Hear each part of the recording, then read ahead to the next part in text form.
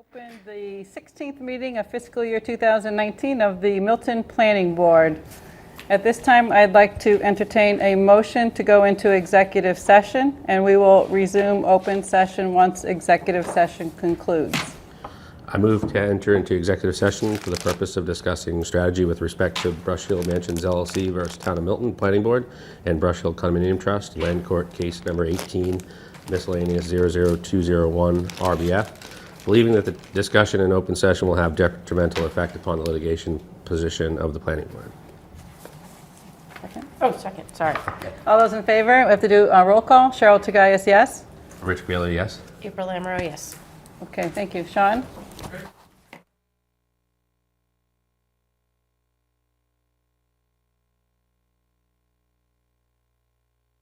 I have not yet reviewed. I'd like to defer that. If anybody has any objection? No? Okay. All right, then we have citizen speak, old business, and public hearings. Old business we'll put at the end. We'll move to the end. Is there anyone here to speak to us on citizen speak on a topic that is not subject of a public hearing? Seeing none, we'll move on to our, oh, wow, we have 5 minutes. We can't even start the public hearing. Gee, I guess we can sign then, Bill. We have one to sign, right? Yes. We have Thomas Nursery to sign. Okay? Thomas, yeah. Everybody get a chance to review it? It was emailed. John Flynn did review it. Mary McKettrick reviewed it. So I think we're good. I reviewed it in terms of the conditions that we, or the things that we had, yeah.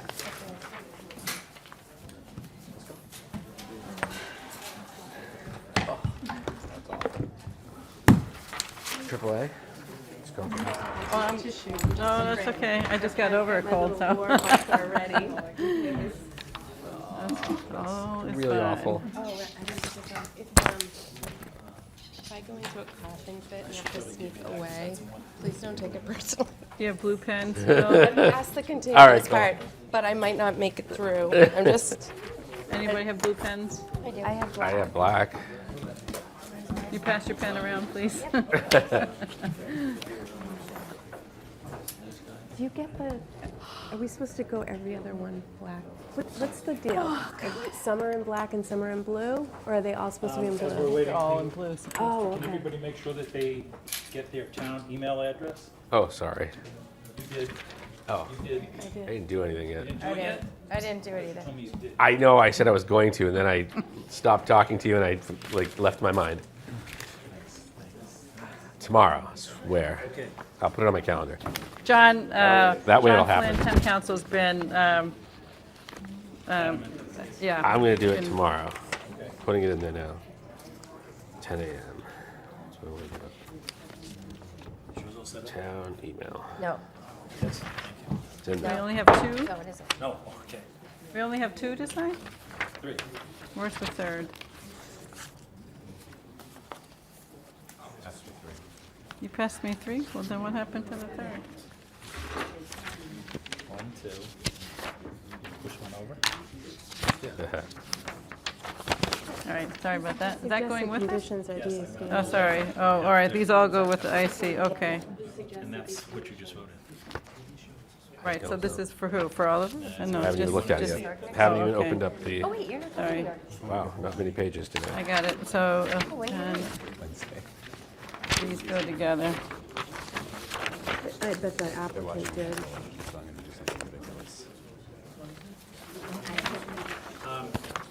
Citizen Training Planning Collaborative out in Worcester. That's a good question. I think that's on the 16th of March. Cheryl.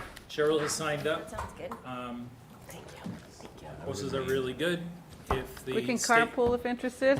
When is If it? the state Citizen legislature Training has its Collaborative. way, it'll be a requirement next year. It's on You have to sign the, it? yeah, have to sign selectmen have to something. do it now. First time. Selectmen and one other, and assessors have to do it. They're trying to make it planning board and zoning board of appeals. So there's a pretty good cross-section of sessions. So there's early morning, morning, there's a lunch, and then there's an afternoon session. I've done them. This will be the 4th year I've done it. I found them to be very informative. A lot of people attend them. So the fees for those are covered in the planning board budget, and Julia will do the registration if you let her know which ones you can attend. If you can, you don't have to attend the whole day, right? You do not, you can just the parts that you want. I mean, I taught at the thing 15+ years ago. Alex did 15 to 20 years ago, and he still goes. When is it? Like till the end. What's the date again? March? I believe it's the 16th, Saturday. Saturday. What? I'll send it out again tomorrow. I probably have it in here. I just, Right. March 16th. So, Cool. is this submitted by the applicant? It was in the packet. I think Possible so. conditions, it must be. I think so. So, Your way. okay, we will now open the public hearing, which is a continuation from January 3rd for the Bent site plan approval. Mrs. McKettrick, welcome.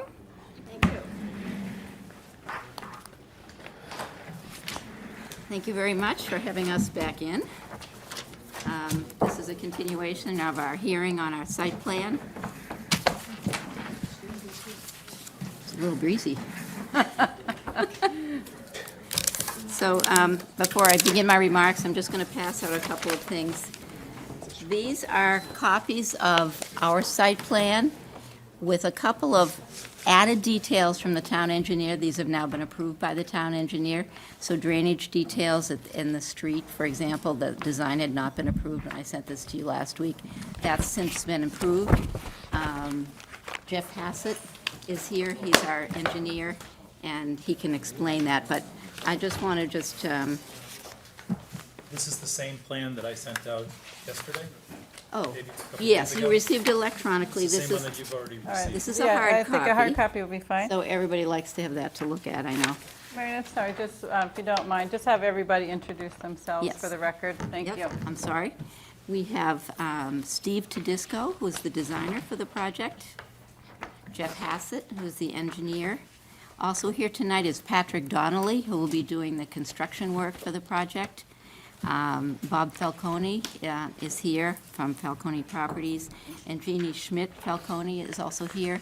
The Falcone offices manage all the rental properties, and they can address questions about how they manage them if that comes up. But in preparing for this meeting, I've given you a lot of new documents. You received them all last week in hard copy and also electronically. Just so everyone else knows, we prepared a revised site plan. And I've revised the memo I sent last week. It's almost the same, but it incorporates the approvals from the town engineer. Can you pass that out as well? So we now have, for example, a stormwater plan that's been approved by the town engineer. The design for all the stormwater drainage has been approved by the town engineer. I gave you specs and designs for all the mechanicals on the building and for the lighting. And I want to note especially that we are proposing different lighting than we did in our original application. We were proposing 2 pole lights in the rear parking lot. We're now proposing lights to be attached to the fence around the right side of the parking lot below, just below the 6-foot level, which is the solid fence. And that's the design that was preferred by the neighbors. These are more residential style lighting. They'll provide good light onto the parking lot area, but not back onto the neighboring properties. So that is you want to make sure you look at those specs and understand what that proposal is. In addition, I've given you a new second-floor design that shows only 5 apartments, because when we appeared before the Board of Appeals, one of the conditions in their decision was that there would be 5 and not 6 apartments. So the apartments have been redesigned to show 5, and the smallest apartment has been eliminated from the design. You have those plans, large copies. I've given you, I gave you the full stormwater drainage report, if you're interested in that. The plan now shows the topography for the rear of the lot. A landscape design has been provided for the front of the building, which you had requested. There are some revised elements in the plan showing the area around the elevator entrance. We've provided a narrative describing a truck delivery plan, description of a trash truck delivery times, and we've designated one smoking area on the site, which is back behind the rear corner of the building, and it will otherwise be a no smoking site, and the apartments will be no smoking. I also gave you a copy of the Falcone property lease. This is a lease that's been written for these apartments. So there are a number of provisions in this lease that implement conditions that the Board of Appeals told us that they have approved the variances and special permits we requested, but they will be attaching a number of conditions. And some of those conditions are reflected in the lease. The other thing I prepared for tonight, which I'm just going to give to you, I don't know how far we'll get on this, is a list of, which I think I gave, a list of suggested conditions for the site plan. So these are just, this may not be comprehensive. These are some of the things that I've thought of as we've been going through. So there are copies of those. Bill, you can just pass those around. Okay, so just quickly, I just want to just recap for you that on January 23rd, we had our final hearing before the Board of Appeals. Discussion, heard a lot of testimony. The Board of Appeals did grant the relief that we requested. So, and with that will be a great many conditions, because there are a number of different types of relief we requested. But the main thing is, the Board of Appeals approved a use variance for 5 apartments on the second floor of this building. And along with granting that use variance, they specified that the historic exterior of the building had to remain looking the same, that the leases had to be for more than a year, that the apartments would be located substantially as shown on the plans that I provided to you last week. The Board of Appeals is the only board that can grant relief from the zoning bylaws and can grant, and they can, they're the only board that can grant a special permit under the pre-existing non-conforming use part of our bylaw, Section 4. So this isn't a situation where the planning board can waive something about the zoning bylaws, but the planning board does have substantial jurisdiction in the area of site plan design, because when you introduce multifamily housing of any sort, you have to provide site plan review. So the elements that you have to approve are quite detailed. I know the board is pretty familiar with these, but my understanding anyway is that you have to address parking layout, movement of vehicles on the site, landscaping, buffers to neighboring property, lighting, stormwater drainage, mechanicals exterior to the building, and in general, impact on the town's infrastructure. And you can grant approval if we provide all of this information that we're supposed to in sufficient detail. And the approval can be conditioned on the information that we provide. And you can apply conditions to your approval.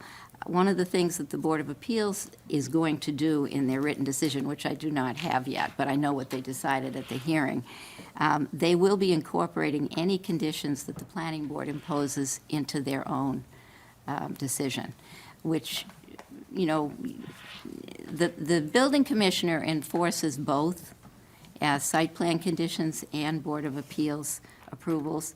But when you incorporate it all, when everything gets incorporated back into the Board of Appeals special permit and variances, it means that any aspect of that allows review of both documents in terms of compliance.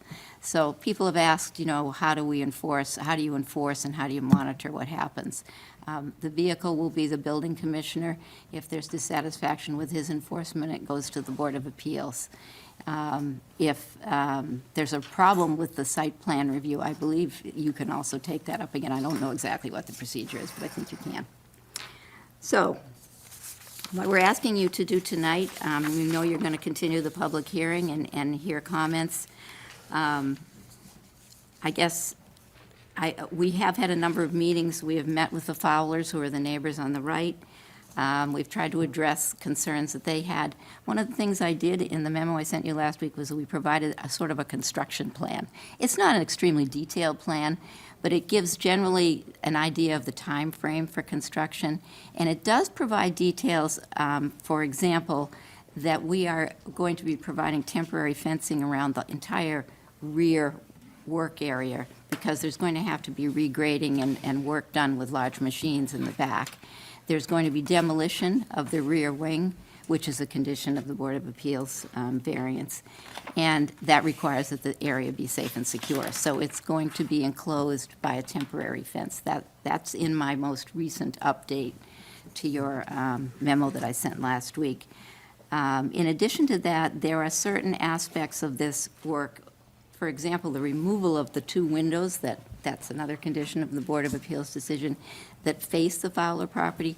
This work will require that the workmen go on the Fowler property, because there's only about 4 feet between the two buildings.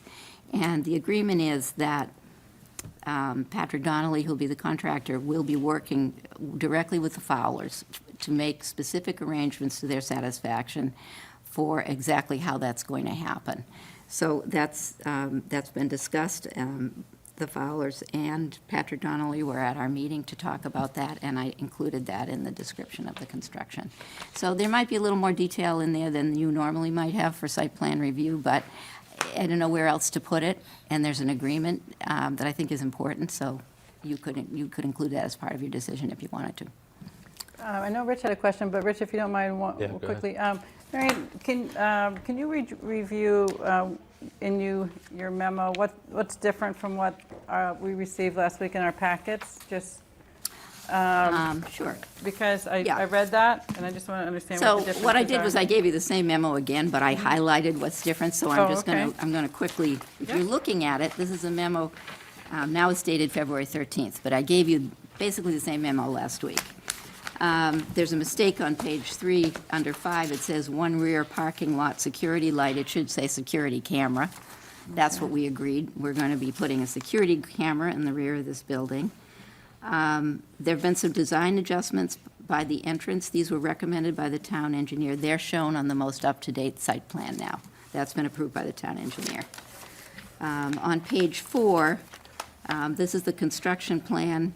I added more specific language about temporary fencing being installed at the rear of the parking area to screen to protect the construction area and back and where the demolition's going to be occurring.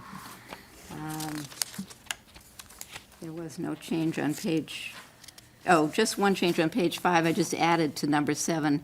The existing third-floor office heating and cooling equipment is inside the building, and it's going to remain inside the building. On the 6th page, I added a note that the stormwater drainage report has been reviewed and approved by the town engineer. The site plan now reflects all details relating to stormwater drainage as approved by the town engineer. There's street drain work now shown on the site plan as approved and required by the town. So if you approve the site plan, you are approving the required improvements from the town in the town's drain system. Apartment lease conditions, I added a description. I've also given you the lease, I gave it to you last week, but I want to highlight in particular, a couple of things. The lease reflects conditions that I know will be in the Board of Appeals decision. It includes a 1-year term. It has a condition that nothing can be installed in the exterior of the building because we have a condition we can't change the historic exterior. It has a section on trash disposal rules for tenants, and it has several provisions that relate to quiet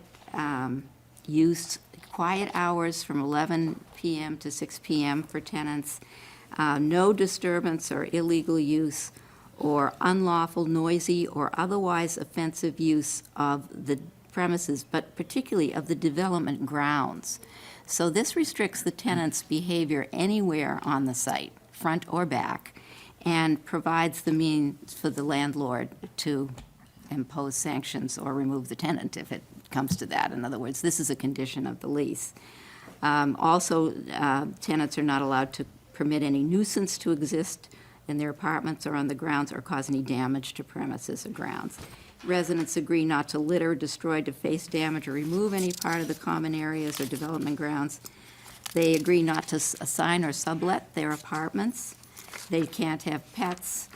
And they agree also to be responsible not only for themselves, but for their household relatives, guests, invitees, or agents, or employees, that they cannot be disruptive, noisy, or otherwise offensive in the use of the apartment or commit any disturbance, nuisance, private or public, in the common areas or development grounds. And as I said, there are quiet hours imposed by the lease between 11 o'clock and 6 a.m. No pets are allowed. I think I said that already. Parking is limited to 1 car per household. Tenants must list approved occupants of the apartment, and there's an addendum on the lease that says again that this is a smoke-free site, and there's smoking allowed only in one designated exterior area, which is shown on the site plan and would be described in the lease. So that's a little more detail. I gave you the lease last week, but I don't know how much time you've had to plow through all those conditions. And some of the lease conditions don't really relate to conditions in the permit or possible conditions in the site plan, but some of them do. And I think that when I made up my list of proposed conditions, I gave you some language that you could use, but you may have a different idea about how to do this.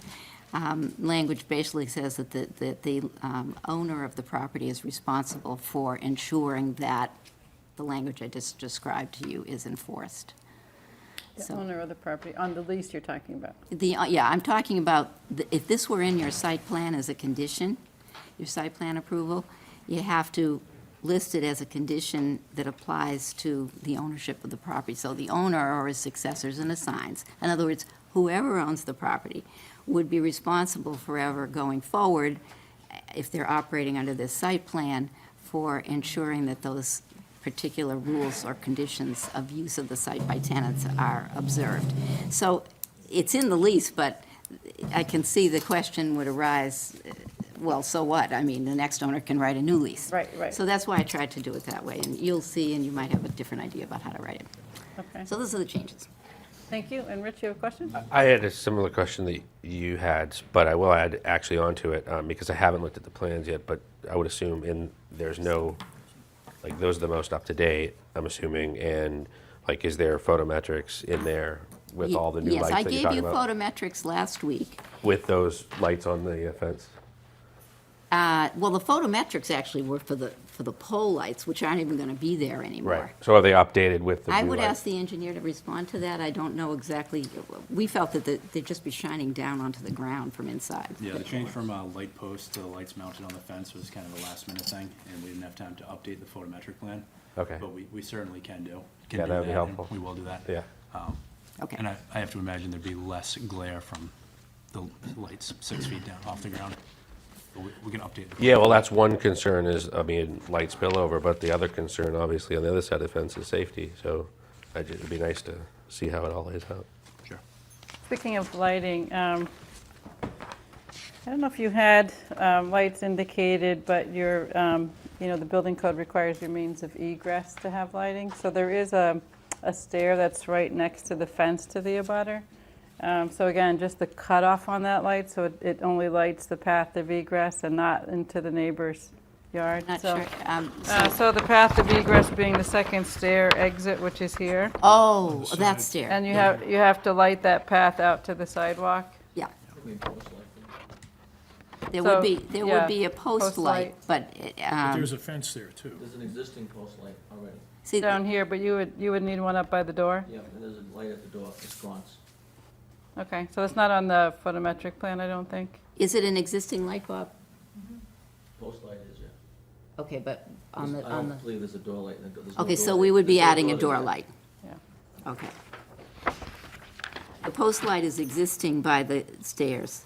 The door light is an added light. Yeah.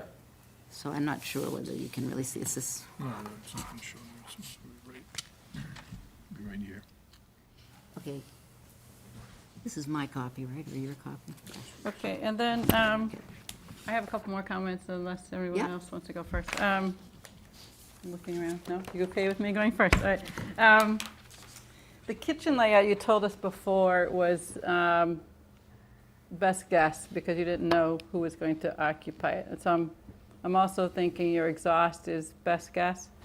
So what I would think is that you're going to have maybe a new application for a building permit when you have a tenant, which who knows, when you know how that kitchen's going to be laid out. And so your equipment might be a little different, or its location. Yeah, I tried to suggest that you That's use, true. yeah. I can answer that. Okay. The kitchens are all the same on I'm Bob talking about Falcone. I'm talking about the commercial kitchen side. Oh, I'm sorry. Yeah, sorry about that. That's, we have, Steve has the information on that. Okay. Steve has that. Because the apartments, there's no gas in the apartments. So No, that's a- so no ventilation. No vent. Somebody- Oh, it is? So,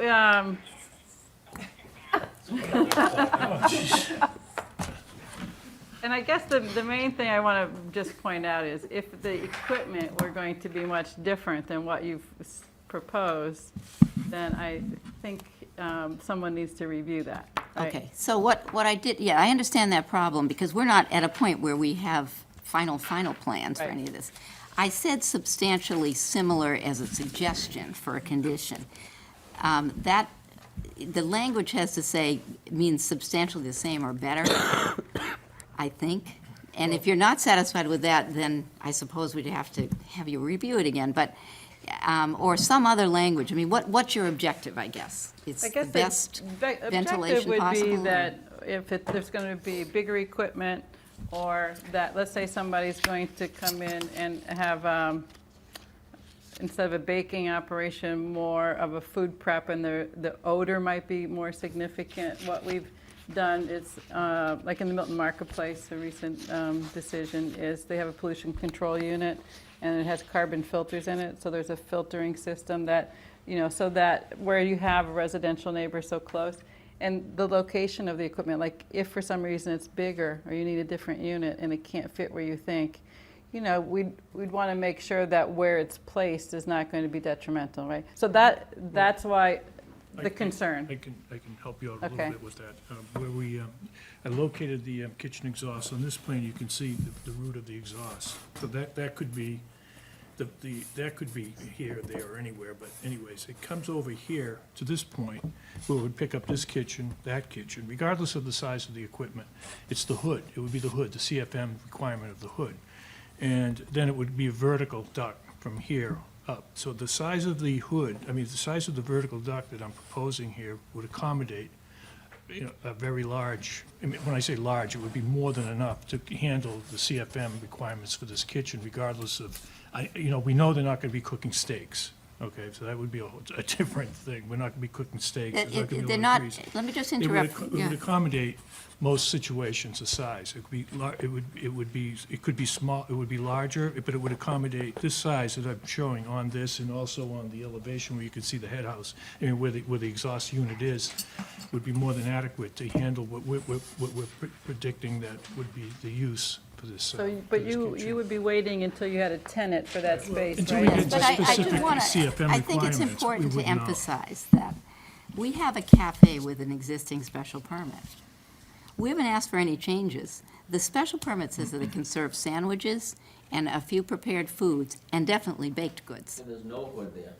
So, there's no ventilation there now, but my point is, we can't, you can't, this cannot be a kitchen where you're preparing steaks and full, Because of the special permit that's Yes, granted. but I recognize what you're saying, and I agree that it could be possible, but I think you're going to know, yes, we might have to come back or at least review it with the planning board, but we'd have to get an amendment or modification of the existing special permit. I see. This is really a cafe for serving lunch sandwiches. It closes at 6 PM. The catering is just, it's basically, this is the type of caterer that, you could be a caterer in your own home and be this caterer, but she likes very much having a separate kitchen. She prepares home-cooked meals and delivers them. It's something to that. She does it's all of her cooking is induction cooking. I appreciate that, but what if she no longer occupies the space and someone else comes in and has a different operation? What would happen then? I don't know. I don't know what the different operation would be. It couldn't be much bigger. It's a small kitchen. So I guess my thought about it is, without knowing, we might define what substantial difference might be. Like if we put a Yeah. condition, if there's a substantial change, that we define what we think substantial might be. It would be Because helpful. it's hard to Right, anticipate now. It just comes down and- to the menu. Yeah. Really, it comes down to the menu, but one thing we know for sure, it's not gonna be a steakhouse. That would require Yeah. a huge hood, a lot of CFMs that this would not accommodate. We wouldn't even wanna do that. But what I'm showing here for the typical, for this size kitchen, for this size equipment, this would be more than adequate to service that equipment. And regardless, then we could get more specific, we need so many CFMs and the hood is this large, or the duct is so, it's 9 by 10 instead of 8 by 12 or whatever. But we can accommodate that space on the roof and on this vertical duct. So the I design appreciate that is big again. enough. It's just that since we don't know who We it's don't going to know. be. Yeah, I Right. think we just have to write some kind of language that allows I think for that's fine. something. I'm certainly, I don't think the applicant, I hope it doesn't object to that. I think if it's not different from what I'm describing, then what we have here is very adequate for that, for the sandwich operation that is, the Right, cafe has right, been. understood. Sandwich, bakery, baked goods kind of thing. Okay, so, Baked beans. Is the duct they're talking about? That's- Yeah, that's- I think what Steve's saying is, from a design standpoint, he has designed an adequately sized opening to accommodate more ventilation. If in the future we should come back and say we want to do that, then we'd have to put in the equipment, you'd have to specify what was satisfactory. But the ventilation, the vent space itself would be satisfactory, so we're trying to say we think it's an adequate design from a right, design so what we standpoint. wouldn't want to have happen is a tenant comes along and says they're going to build it out to their needs, and they put some kind of sidewall vent onto the No. side that faces the neighbor. No. And so that's all I'm saying, is that without knowing who's going to come in there and not having anything in the language that addresses it, it's not as much protection as if we try and say, if it's different than what you've proposed, you come back. The language could be, all exhaust, kitchen exhaust would be via Through the roof. vertical duct. Right. That's it, no side. It no should side say that, ducts. that's what we're intending to apply for. And, Cheryl, yes? can I just make a recommendation? Mhm. I would recommend that we endeavor to try to move this hearing along to be done with whatever we're gonna do tonight by 8 o'clock, so that we can have appropriate amount of time. I think that's appropriate. Great. Thank you. Can I just ask a quick question? Yes. 'Cause, so it was on your question, you had asked about, you mentioned the fruit center and the carbon filters. Right. So we just talked about the duct, but you didn't talk about that. Is there going to be something there to mitigate? And I only ask just because it makes sense that you didn't duct before, so whatever was probably contained and whatever leaked out, but now you're blowing it out, so, regardless of what you're cooking, you don't really have to cook steaks, you could be cooking the breakfast sandwich, and the neighbors could be smelling breakfast every morning that they're not cooking. So I guess Okay. that's the question I would So- have. Well, the duct that I'm sorry, the exhaust unit that we're looking at would be a vertical discharge. Okay, Now, there's two types. I'm sure you've seen these they look like mushrooms. Well, that's a downdraft that will Right. go down. And then there's usually, collectors, if there's grease, if it's steak or anything like that. But in this case, we thought it would be most appropriate to have a vertical discharge because of the menu that we're anticipating that would be in this kitchen. And if it needed to be a scrubber, as they call it, a scrubber, that unit would be also, that would be integrated into that exhaust. okay. So it's just a matter of the unit itself. Does it have a built-in scrubber, or is it just a vertical discharge without a scrubber and just basic filters? Great. No, and I don't want to take more time. I'm coming from the point of, so I live 2 blocks behind East Milton Square, and depending on when the restaurant was built, you can smell various levels of the odor. I mean, the newer ones aren't as bad as the ones that have been there longer. And that's only because there's been more restrictions put on what you're, shooting out through the roof. So are you saying that with the design we have, you could put you could put a scrubber in there if you needed it? Yes, yes. It would be built into the unit, the exhaust unit. Okay. Yeah. Okay. Rich, anything else on that? Nope. And then one other thing I wanted to add is in terms of some of the things like deliveries and refuse, and possibly recycling, I hope, that you're going to put those conditions and times and so forth into your commercial leases and the parking, et cetera. I mean, you've documented the conditions for the apartment, the residential uses, but we haven't Yeah. seen the same level of documentation for the commercial uses.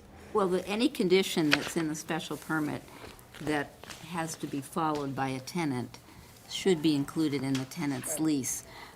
If you would like to say that as a condition of the permit, at the site plan approval, it would make sense, Okay. I don't know, I mean, that's the way that a landlord Right. would ensure that. Right. I mean, it just seems like we ought to address that in as thorough a way as the residential. Sure. Right, April, before we hear from I want to anybody see in the the public? model eventually. Yeah, I want to see the model too, yeah, and I let's have see a the couple of model. quick comments, just for the applicant to think about as we look to do some conditions for hopeful approval. First of all, again, love this project, really excited to see some diverse housing stock in the town and preserve a much-loved cafe. Striping, I see it on here, happy to see it.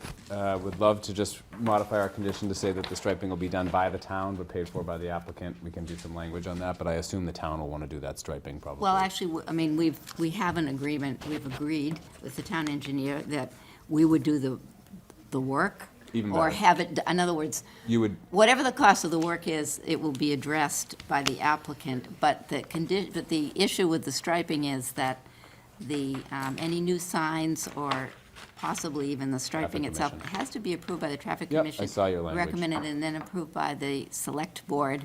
So Okay. you have to say that in your condition. Okay, That got it's it. subject to their approval and possible revision, because otherwise we'll have to come back to you if they revise it. Okay. on the stormwater, just a quick question for the applicant, and can answer it after I get through all this. One, it's just on the stormwater, the catch basin that's right out on Pleasant Street. I can't tell because of the lines if there's a pitch running towards that catch basin. Great, so it looks like everything pitches down, there's catch basins as you go. Is there any pitch back up to keep it off the street? And no. Moving it out closer to the street. Yeah, so there's currently an existing catch basin right here. Okay, And we're moving that at the request of the town engineer. got it. It's intended to pick up runoff from the gutter of Pleasant Street, but it's set back in such a way that most of the water passes by it. Got it. So we're moving that forward and relocating it along the new vertical curb. And then the one on the, And then there's an additional catch basin. and that's designed for the driveway? Yes. And the driveway's pitching in that direction? that's what I Yeah, can't tell. there's a slight cross pitch. Got it. going That's what I was across. trying to see. There will be, this is the lower kind of triangular portion of the Okay. driveway will go into this catch basin. Perfect. All right, great. There's also supposed to be a pavement berm along the edge of the driveway when it's finished that will also direct the flow as it's not currently directing it. Okay. Just on the parking spaces, I was a little surprised to see that the two next to the building aren't for customers, meaning the ones closest in the back. I see that the two on the side are. So I just wonder if if all of the residential should be pushed as far back as they can go, because those are going to be the more difficult spaces to navigate. So obviously, people who are more familiar will have more success navigating those. I see that right now you've got three Customers. sort of on the elbow that are customer spaces. So I just give a little bit of thought to that. And last piece would be just consideration about whether or not there'd be a willingness on the part of the applicant to, in correspondence with our new traffic fund, make a contribution. I think there's 5 units. I think it would be like $2,000 or something, but we'd love to see that as a precedence. So just something to think about. That's all I have. April? I really like this project. I like the change in the lighting to accommodate the neighbors. I know that was something that they were concerned about, and I really want to see the model. Okay. Yeah, we've asked twice now. That's so lovely. You spent so much I time. know, you spent so much time. on it. Put it up here. That's great.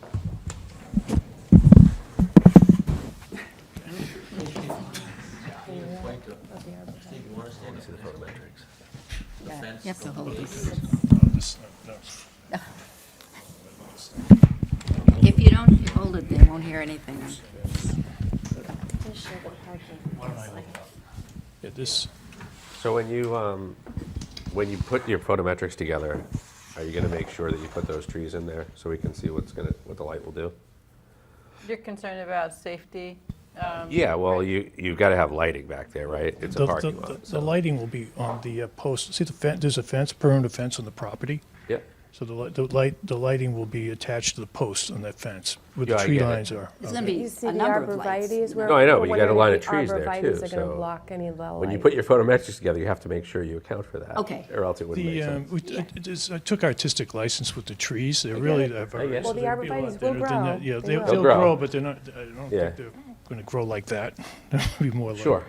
like right there, over there.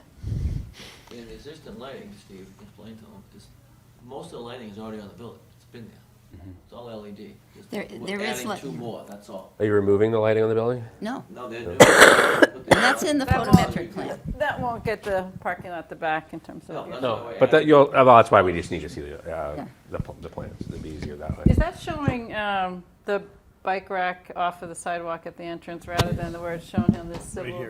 It's actually there. That's a better location for it, That's where it wants to be. right? This bike rack keeps, It's been all over the site. so where, you know where it's preferred, you Yes, understand. it's shown. Yeah, definitely. That's right there.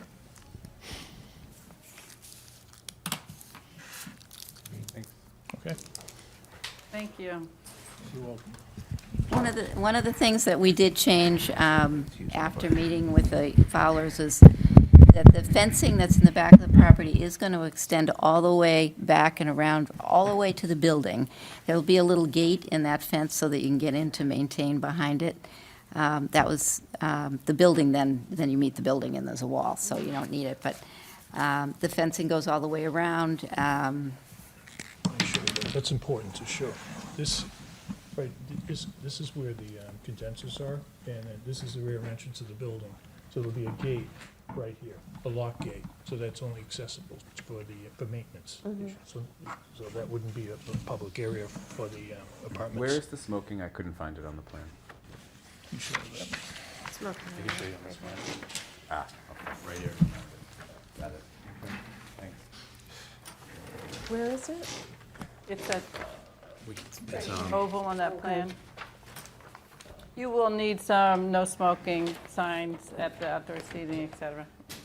All right, is there anybody here who would like to address the board from the public on this matter? Yes. Address from here. No, you have to come to the microphone, introduce yourself. Is mitigation at those condensers or? Well, Hi, hi, I'm Sarah Fowler. Hi. I talked to you guys last welcome time. back. Thank you. So since we last met, as Marion mentioned, we had a nice, really good, helpful, long meeting with Marion and Steve and Patrick, the contractor, and Mr. Falcone and sister. And that was great. And I have to say, I was really happy with the amount of back and forth, that we had. And there were a lot of good updates that you guys probably all read about. The only thing, and Marion and I were emailing about this a little bit this week, that I would like to see addressed a little bit further is the lease language around use of the back parking lot. She read through a lot of the clauses in there around noise and offensive behavior, and I think that's great, but it's not very specific. So I would love to see a really clear expectation for us as neighbors of what's going to be going on in the back parking lot, as well as for the residents who are going to live there. I was hoping for some language that said no congregating or loitering in the back parking lot. Just really specific. And in all aspects of my life as a parent, in my job running programming, the clearer the expectations, the better the outcomes, when everybody kind of knows. So that's the one piece that I still feel a little, as the closest neighbor, Okay. I think at our last meeting, we talked about the possibility of having a gate there. So during the non-business hours, that maybe that area could be closed off, so prevent Not loitering. even, you're talking about in the Just that- employee parking? Yeah, the employee parking part. I'm actually kind of talking even more about where the Broader. existing building is, because I think, the parking lot's becoming much bigger in terms of how much is close to our lawn. And I think, even things like, you might have young professionals that are talking about their Tinder dates. That's not offensive per se, but with little kids, we may not want that conversation, So are they allowed to be out there, if there's room in the parking lot, kind of hanging out with their friends? Can they set up a grill out there, or is it just for parking and off limits otherwise? The lease does say no grills, I think, because I read Inside, it. right? No, I think it was outside, right? I think it was, I thought it just said inside. Maybe I misread it. Open Well, flames aren't allowed in Massachusetts. Okay, so we'll ask is there anything else? That's really the only thing. Like I said, I'm really happy with a lot of the conditions that And they've you already put in place. reviewed the lighting with them, the location of the compressors for the air conditioning? That was one area where we had to compromise. Obviously, we didn't really want, more than 6. Bob was saying it's based on square footage in the apartment, so Right. there's likely going to be more than 6 air conditioning compressors right there. But, there doesn't seem like there's any other easy place for them to put them, so we're trying, that was an area where we were willing to compromise. We're glad the fence is going to be there, and, Okay, so one of the things about that is that we've been told that the equipment is very quiet, so Yeah. maybe they can comment on that. And, one of the other things that we've done elsewhere is you can get acoustic shrouds, or you can get acoustic fencing, so that what we were doing at Milton Marketplace is saying after the equipment's installed, that they could, if it was problematic, they would be required to add the additional acoustic treatment around. So that's something we could consider here, that if that would be that great, they yeah. could, if the equipment truly is as quiet as, it says it is, then it would be fine the way it is. But if not, that there could be the opportunity to add this acoustic fencing. That would be wonderful. I mean, Bob was very, explicit in the fact that they're, very, there's been a lot of changes in how these compressors are manufactured, and they're very quiet, and, even if there were 6 of them, that it wouldn't be, much louder than, one sort of old model. So we're, taking him at his word for right now, but something like that, we would appreciate for sure. Okay, thank you. No problem, thank you. Marion, you want to comment about those 2 items? Well, on the, if you wanted to, if you were to write a condition into a permit saying that if a problem developed, that the shrouds would be provided or something like that, I think would be appropriate. We don't think it's necessary these days with this type of equipment, but that would give a level of security to the neighbors who are right next to it, so. Well, considering that there's all of them are on, as closest to the house as they can be, Right. And it's just, I think an extra level of protection would be warranted. And again, not necessarily out of the blocks, but if it's a problem. And on the second point, although I do really feel strongly that the lease language is very, very protective, the Falcones are willing to add, under disturbance and illegal use, the phrase after. You almost have to look at the lease, item 5, page 5, but I'll read it to you. So the new language would be what's there now. Neither the residents nor his family, friends, relatives, and so forth shall make or suffer any unlawful, noisy, or otherwise offensive use of the premises and development grounds. And then we would add, including congregating for any substantial length of time in the parking lot, nor commit or permit any nuisance. So, I mean, we'll add that language if it makes everybody feel better, or makes the Fowlers feel better. We'd really like you to finish this tonight and hopefully try to reach a decision. And, I looked at the lease a lot. The Falcones have tried to write a lease that really provides good protection. I've tried to think of whether this creates some more problems, but I don't think so. I think it just mentions specifically the rear parking lot. It sort of draws your attention to it, to the idea that you're not supposed to hang out there, basically, in a group. And so we would add that language, and Okay. I can give you this. It's just one copy of the lease with that Okay. language added, if you would feel that that would be, if you feel it's appropriate. I guess Okay. that's the way I'd put it. Okay. So, members, how do you feel about whether we have adequate information now in order to close the public hearing? I do. Yep, I feel like we have adequate information to close the public hearing. I feel like we have adequate information to draft a decision with conditions. Okay. And Denny and Rich?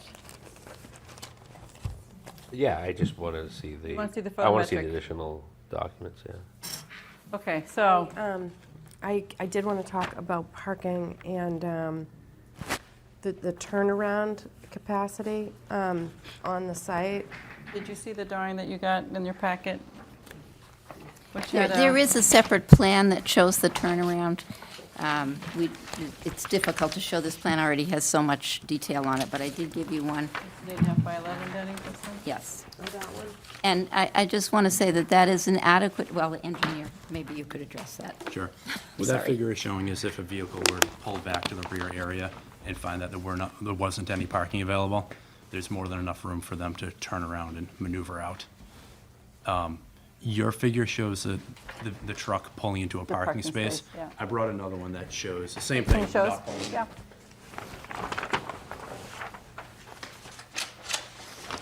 Yeah, so this is the one you have, the vehicle pulls into the parking space, turns around and pulls out.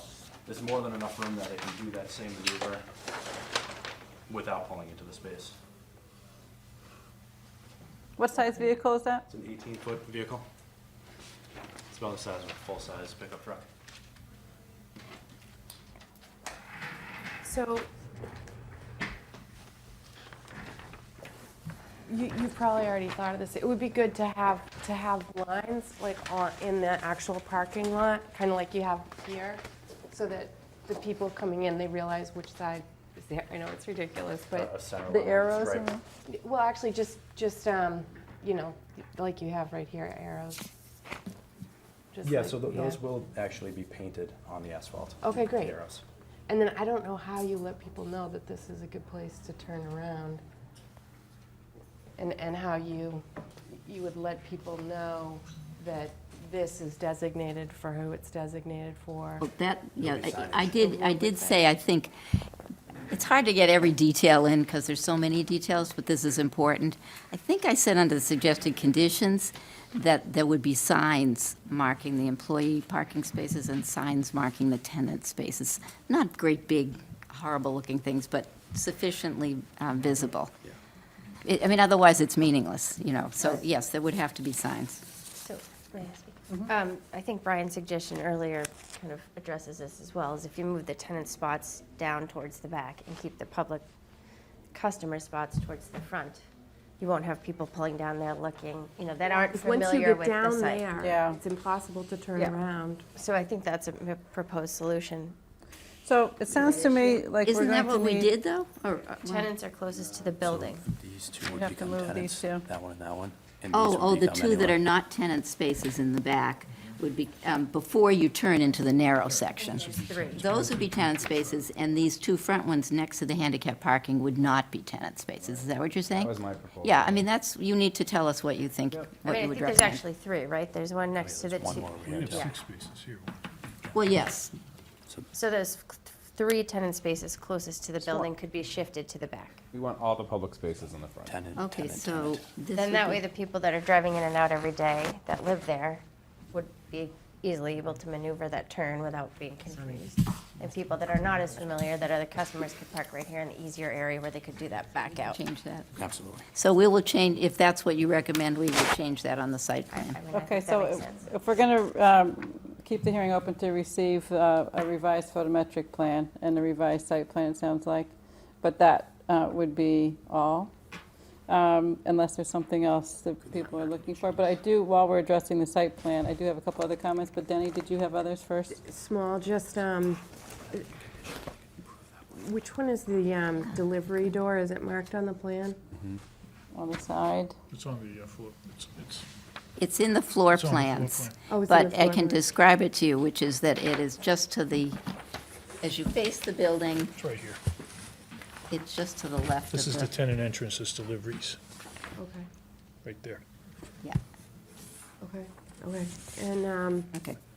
the enclosure for the dumpster, okay, 10 by 10, and you have a dumpster pad. Okay. Okay. So, the patio and the walkway, the new walkway and the new steps, have you told us what materials those are going to be constructed of? It'll probably be, dirt stones. So concrete pavers? Yeah, Address that with a condition. probably a granite step that's needed.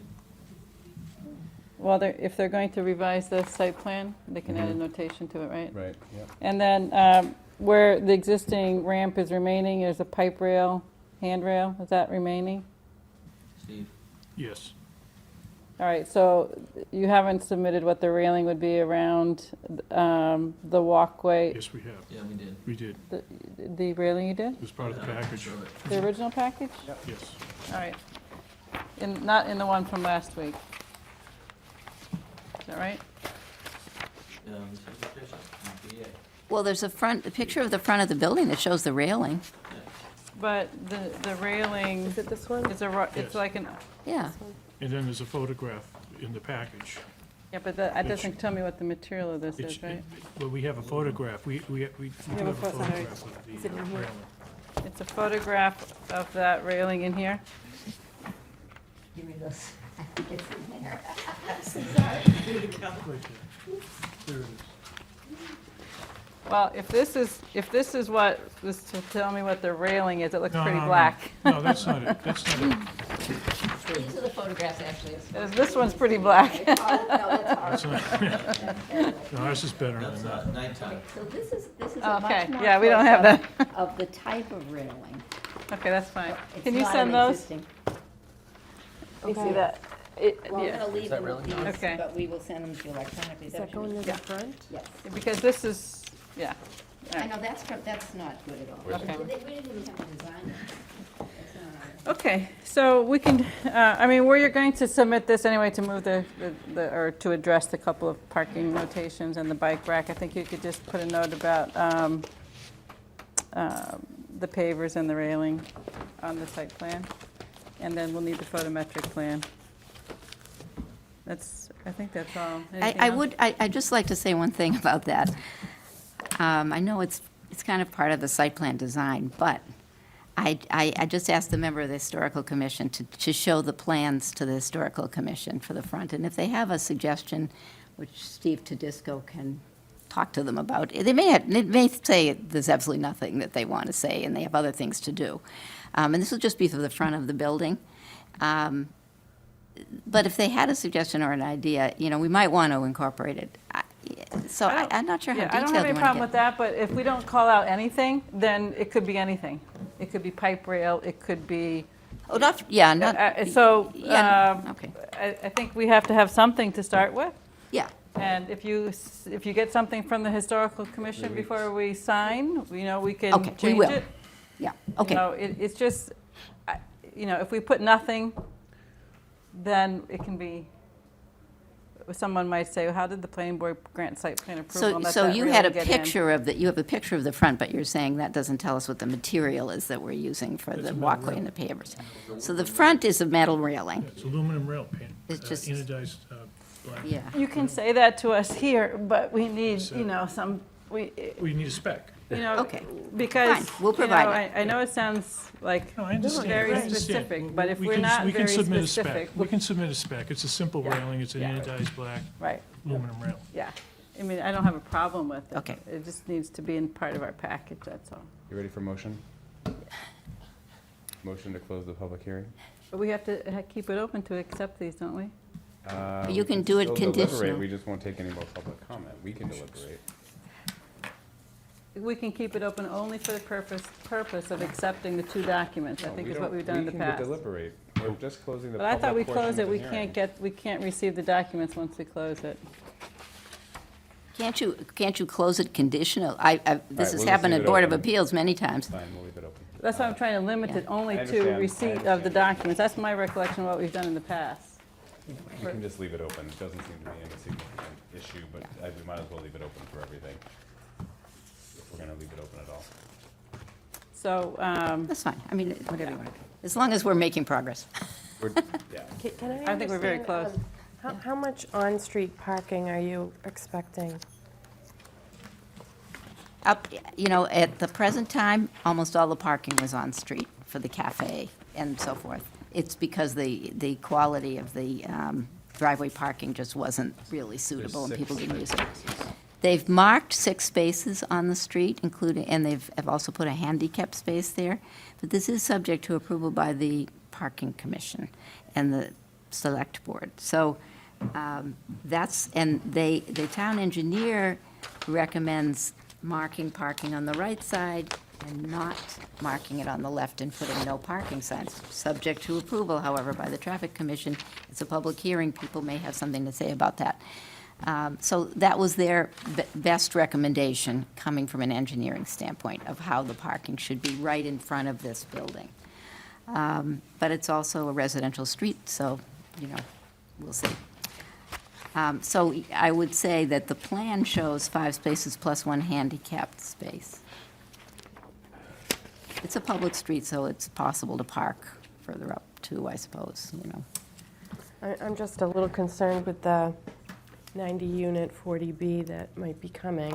That's the first side street off of Randolph Ave. And as we know, 40Bs don't they don't have to follow the same zoning that other developments have to follow. So I am concerned that this could be you know, I think board members were assuming that there would be plenty of on-street parking, and I don't know. Well, I'm confused at why you're tying the two together. Do you think people from the project can be parking here? I do. I think there's going to be overflow, visitor overflow, and I think the overflow is going to go somewhere. Well, they'd have to Fair. cross Randolph Ave. I It'd be mean, I pretty guess dangerous. there's an easy solution to that, and you could mark it 1 hour parking or 2 Yeah. hour parking or something like that. I So I would suggest recommend that doing the that. traffic I would commission look at suggest that. that It's be a a good point, Denny. condition. So yeah. I think that's a good But I way think to that's an issue resolve for the that. traffic. I'm just trying to I agree. I'm plan. It suggesting is, we but bring if that you to the traffic recommend it, commission. we would advocate I for think it. we would recommend it to the traffic commission. That's Okay, I understand, I see now. fine. Yeah, that makes sense. Okay, we did Okay. cancel our February 25th, which is just a pre-town meeting, and our February 28th. So our next meeting would be March 7th. So would March 7th work for you to come back? Yeah. It has to. I know. Of course it does. Okay. Is there anything else that, we have some information that we have to give you? Is there anything that you want me to do? I gave you some suggested conditions. I'd This- like to read through the conditions and think about what we've talked about. There's a couple of further conditions tonight, and Certainly, if the applicant wanted to draft a special, or a site site plan plan approval approval. with the conditions that you're aware of from the ones that you drafted, plus the ones you've heard tonight, we could then amend it. It would get us there a lot faster. Okay? in fact, if you get it, you could circulate it as soon as you have it ready. And I wanted to say, I appreciate the suggested. Me too, looks great. This is And good. I will also say, I appreciate the complying with the request to get packets to us in advance, to get time to look at them, the thoroughness of the information. So thank you. And I also appreciate working with the neighbors. Yes. That's very good to see. Motion to continue to February 28th, March 7th at What- 7:15. Bill, 7:15. Is there a second? Second. All those in favor? Aye. Thank you. Thank you. Okay. I want to see it. Yeah, I know. Thank you very much. Thanks.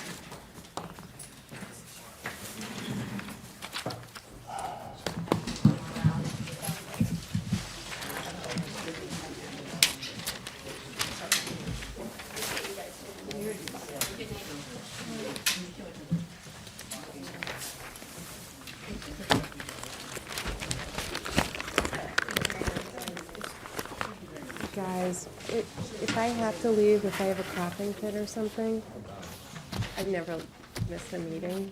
Just have to watch it on TV afterwards. And sign a paper. And sign a paper, yeah. Are you okay? You all right? I'm just fighting. Yeah, you stand over there. Really fighting. I'm just afraid I'll, Yeah. so if I walk away, just. You're not just mad, just storming off? All right.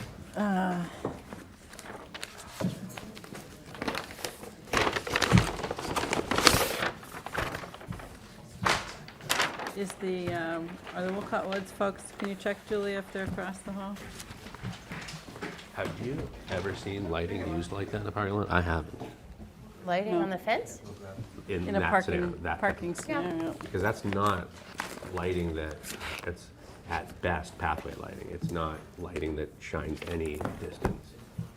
It's really just to light the area Aesthetics, around the that's all it car is. and aesthetic. And Exactly. make Yeah, sure those that- lighting, I mean, those I mean, I lighting, think they're for aesthetics. I've seen it in a context like this, like a really small.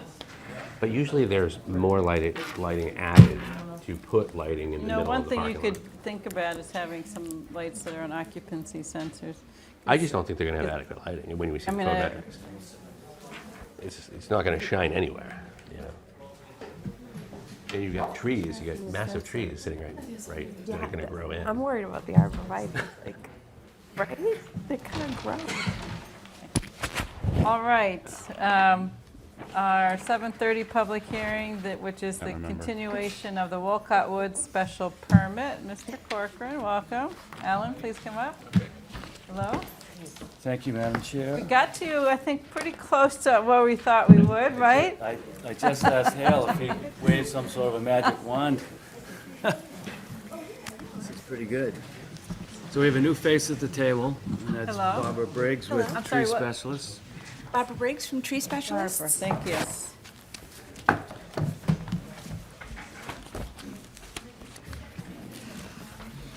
And I think the plan tonight is to start with tree preservation. And that would get the opportunity for Barbara and the Shade Tree Advisory Committee to speak and respond, answer questions. And assuming that we get through that in some reasonable amount of time, they can leave, and then we can move on to architecture. So obviously, first and foremost, is the Shade Tree Advisory. So we do, I don't know where Bill is, but we do have, Yes, Yep, slide. Bill, and I think we need him to call up the slides, but I think as we wait for Bill, Barbara can introduce herself. There's a We place to have start. Barbara's You have her resume. Yes, Yep. yes. Please do.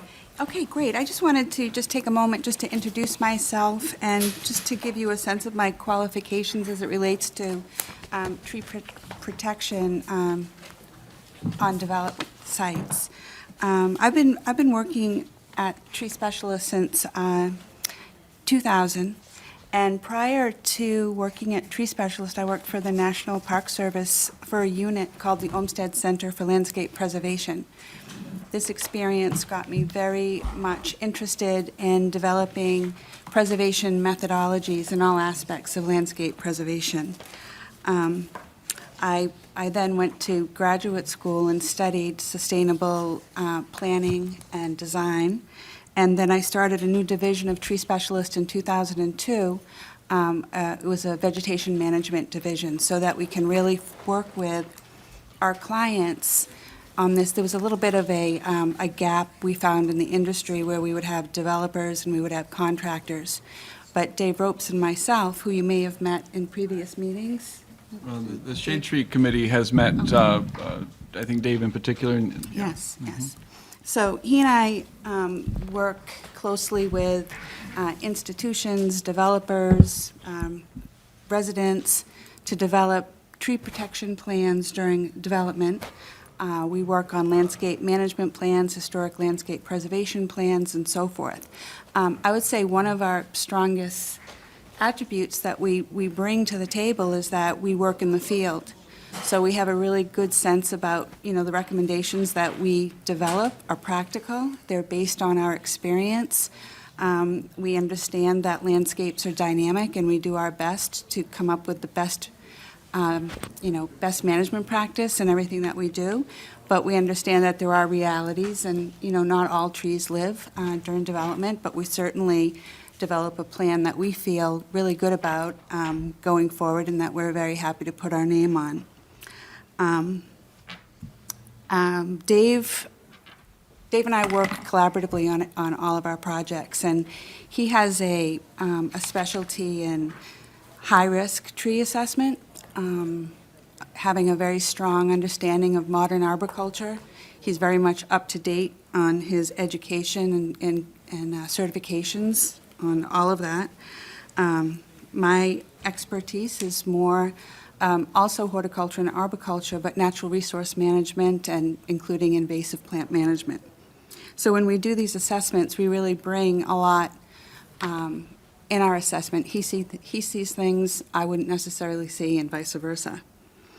We often align ourselves with multidisciplinary teams made up of landscape architects, civil engineers, developers, who are committed to quality work and preservation, and we always take pride in being productive team members. We've worked with Northland on a variety of projects, and for us, it's refreshing to start projects with clients who are already have a keen understanding about the importance of tree preservation and the steps that you need to take to develop a good plan. So now getting to the specifics of this project, the tree preservation and protection requirements for this project state a goal of applying best management practices in order to save as many of the significant trees as possible and applying the necessary safeguard measures to protect them well beyond the completion of the project. The term significant tree is used on all of our plans. They indicate the trees that have a little triangle on them. And those trees are, there's a couple of things that constitutes a significant tree in this case. They're either, large mature trees, botanically unique species, or they are individual trees based in growing in a grouping of trees that become a mass or a grouping. In this case, it could be a buffer planting. It could be some of the pines in the meadow that are being retained. For this project, there will be an arborist retained for the project. That'll be Dave and myself for the duration of the project to monitor these significant trees before and after the construction. And we'll continue to follow up to ensure that all the tree protection measures stay in place and are being, respected, and contractors working in compliance to the guidelines that we develop. So we've broken out these preservation guidelines in 3 steps, for before construction, during construction, and post-construction. So I have those itemized. At this point, should I go forward and discuss the itemized steps for So, guidelines? you've identified on the TP drawing, right? Can you just kind of go through what your assessment was first? Like, Sure. and which ones you identified? Yes. Thank you. There's a pointer here. Pointer? Yep, just the Okay, button here. Let me turn this light off.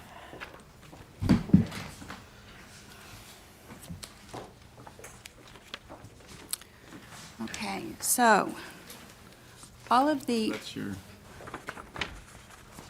right there. okay, great. So these dark green circles are trees that will be preserved. And Ellen, do you have that color key on that, an associated color key? Yeah, Great. Just want to make sure I don't want to say anything incorrectly.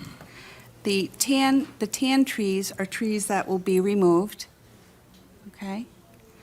And the lighter green are trees that will be preserved if possible, meaning that there are some constraints there, but it's the intention to include those in the tree preservation plan to retain them. The assessment, we visited the site several times and walked it, just to sort of get our mind around all of the different character-defining features, beautiful individual specimen trees and so forth. And we found these beautiful groupings of pines in this meadow area that have been indicated as retaining those in a pine grove in the open meadow area. So that's right here. This is the just a assortment of different trees that some of them are decayed and will be removed, but this green buffer will be retained down here. There are beautiful individual trees scattered throughout the site that are large and certainly noteworthy. And so we were really focused on identifying what some of these significant features were when we were out there. Right here in this little stream area, there's, a lot of invasives that are competing with the trees there. It's just become really a dense thicket. So there'll be, invasive plants removed because they're compromising the health of the trees that we are hoping to retain. And then the light green is just existing woodlands that are being treated as just sort of there'll be fences erected to prevent no trespassing in there, and unless there's a dead, dangerous tree, it'll just be sort of untouched in those lighter areas. When we were out on the site initially, we were using these little centerline points that were done by the surveyor, so we could orientate ourselves to the houses and the house lots. So we were able to really get a good sense of which trees could potentially be retained, which trees will be retained in groupings, and some of the trees actually are so close to the construction that they'll be kept in place during construction so that they'll be protecting trees beyond them. Really The important. trees that are eventually coming out would be kept in there during construction? Is that what you said? In some cases, yes, up around in this area up here especially, right up in here. Another thing, important point is the tree protection fencing. So all these trees will be protected using a fencing system to delineate the tree protection zone. The tree protection zone will, if possible, go out to the drip line, but if it's a tree, we use this source, Trees and Development, a technical guide to preservation of trees during land development, written by Nelda Mathena and James Clark. They're experts in the field, and in this book, they list species with their relative tolerance rating for construction. So for an example, if it's a red oak and we're not able to get the entire drip line under the tree protection zone, we know we can, cut into it a little bit more, provided that we still have about 70% undisturbed root system. Within those fenced areas, during the initial tree removal operation stage of the, once construction has begun, chips will be used to keep those tree protection zones mulched and protected during the entire construction process. Anytime that, through construction, whether a grade is being cut and tree roots are torn, those will be cut back with, the arborist on site doing the monitoring. Will be cutting those roots so that they're, pruned properly, and so they don't create decay into the existing root system. There are some trees that would be inside the tree protection zone that will be wrapped with slats in the event that a contractor needs access into the tree protection zone. And that would require pre-approval for the trespass. But those trees would be further protected with slats so that no trunk injury could be, could happen on those trees when there's activity in there for whatever reason, whether they're running a line under the root system, just a myriad of reasons why they may need to enter those zones. But all the more reason why that mulch layer would be important as well. Also, with our climate change, we're just seeing a lot of stress from drought.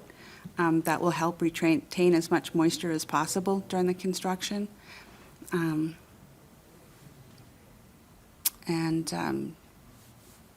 That's basically, Ellen, do you have anything to? I think in addition, even in the way that the submittal set was packaged, the TP plan was paired with the open space plan, so that, if we toggle back and forth, some of these plans start, explaining and helping clarify each other in terms of, we got into some area calculations there, but the other plan that was paired was the open space 1.2, which talked about sort of what happens sort of after construction is complete and how is the open space and really the whole site managed. So this plan shows left uncolored sort of the domestic zones around the residences, which would be more of a home landscape, lawns, shrubs, street trees, sidewalks, roads.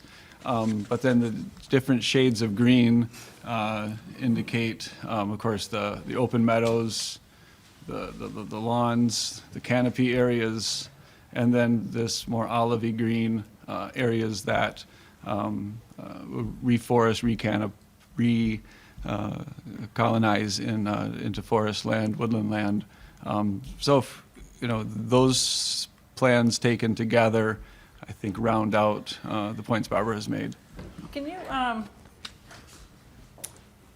tell us what this grouping of trees in here is and how significant they are? Mm-hmm.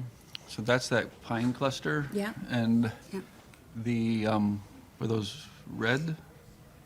Yes. Yep. Yes. The red pine pines, cluster. Yes. And is that the same kind of cluster as you have in here? No. So most of those, so that's the red pine cluster. Those of you who know the site, the carriage house building is right about there. Red pine cluster, the red farmhouse is up here, the red structure's here.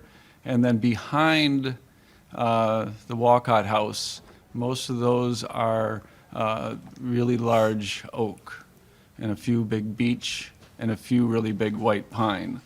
If you look at sort of where those trees are, some of these big ones, and you walk out there, you realize that, and you go back to historic aerials, the way the land was managed, 50 years ago, a lot of this was open, and those were the big freestanding trees. So those trees grew up with not a lot of competition. And Barbara, have you looked at the grading plan to see whether the regrading around these trees would impact whether there's cut or fill, how that might impact the trees, the existing trees? At this point, I haven't worked on the specifics of the grading plan with the tree preservation. We've been looking at it more as, in our involvement so far, we've been looking at the sort of the character-defining features and sort of pinpointing which trees would be worthy of preservation. In terms of the grading, we certainly will be involved in that, in the And steps ahead. Just on a generally speaking, from your experience, how does regrading around existing trees impact them? So there's a critical root zone for, a general critical root zone, and then there's the species-specific tolerance rating that I was mentioning. So in some cases, if the downhill side of the grading, you're doing a cut and you're cutting maybe 30% of the root system.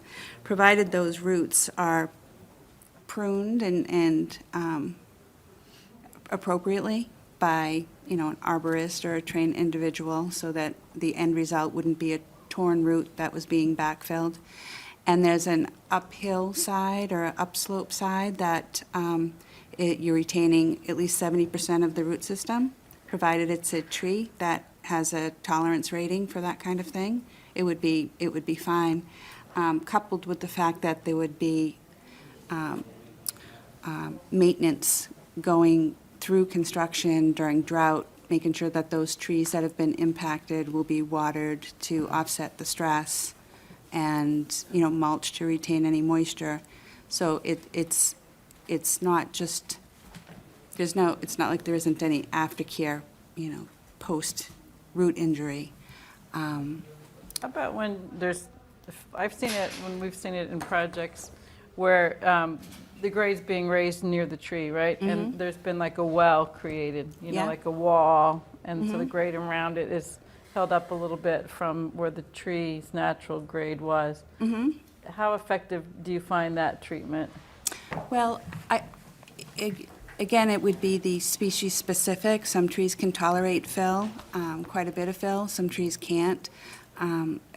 But basically, you're putting, you can put up to 6 inches without any effect. But if you're constructing a well to retain maybe 3 feet of fill, the same principles apply, that as long as, anywhere from 50% to 70% is, the undisturbed grade, and you might have 30% retained by a well, that still would be, I think, a tolerant amount of fill provided that the remaining root system is unaffected or not filled.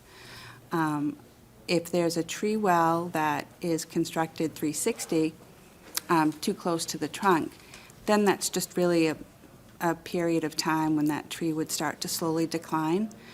Construction injury, unfortunately, sometimes it can take 3 to 5 years to start showing the stress, sometimes even 10 years. So, what we propose is that there would be an annual inspection so that any decline would be seen before it became too far along, so that there could be some safeguards put in place to either try to protect it through cultural practices, boosted cultural practices, watering. And Alan, have you and Deb looked at the grading relative to the trees that are being proposed to be saved, to see how close this grading is to the root balls? Yeah, in all instances, and I think, it does run the range of falling completely within the range Barbara has provided. In other cases, we know we're being more aggressive in our impacts for trying to save a number of trees in a number of areas. So do you have a sense of percentage or in that category? I couldn't put a number to it that way. I know what we're working with, setting aside, the 60%, most of the site outside the bounds of the development area. So within that 40%, we really do want to save trees in key spots, key trees. And so... So you can see why I'm asking, right? Because if we were to lose these trees in here, then all of a sudden the character up there is a lot different, right? Sure. So that's why I asked if you, Sure. if you look at Sure. that, because there's so many being removed already, Right, right? right. And so you go from that more Well, dense. so many within that area, right? So I think, key areas, will be areas where we are, where we feel most confident are areas where we're abutting the open space, where we're downslope from some of the impacts. And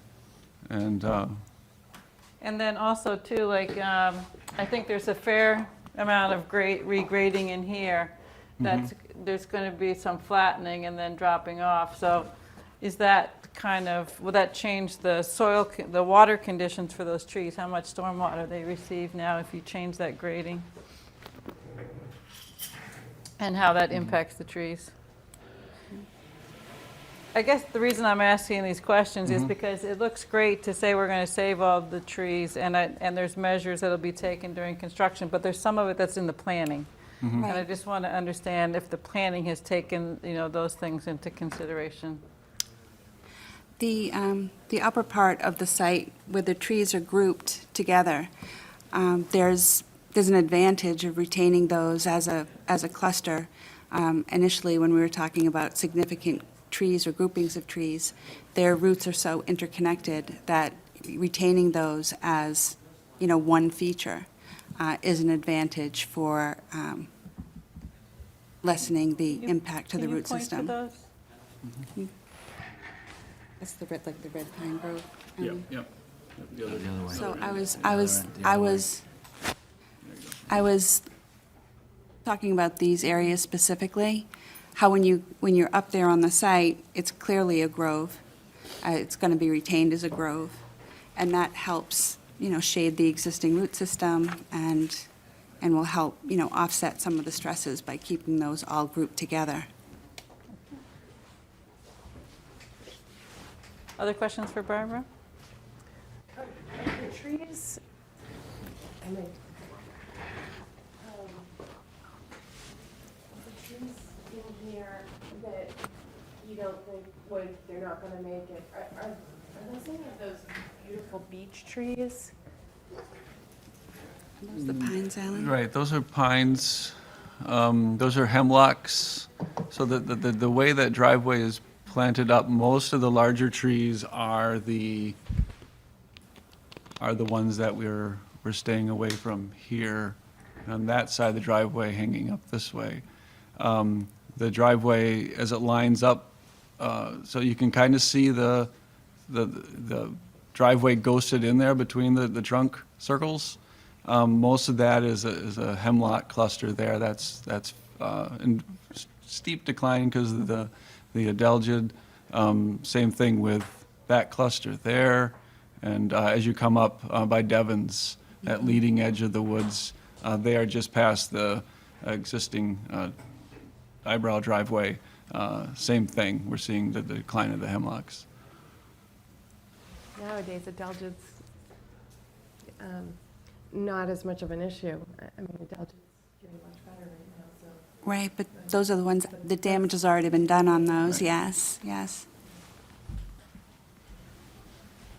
just have a question on the plan. Are we there yet? The management plan? Or are we just talking about? I think so, unless, do you want to go through everything first before we invite the Shade Tree Advisory? That's up to you. I was also just wondering, when we're looking at these visuals and you have a triangle and you have a X, is that the actual inventory? This is the actual number of trees on the site? There are more trees that will be removed where the house lots are, but is that understood?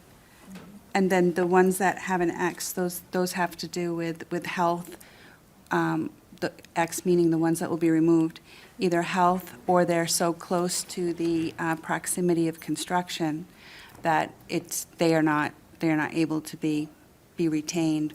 Or a lot of these trees, because they were grown as like woodland shaded trees, the character, they're, really stressed. They have a really low crown ratio, meaning that, there's just tufts of foliage at the top. When you open trees up to open space, they're more predisposed to wind throw. So there's a variety of issues that are going on there for the trees with the X. The trees with the triangle are the trees that, are in good condition and are, worthy of preservation efforts.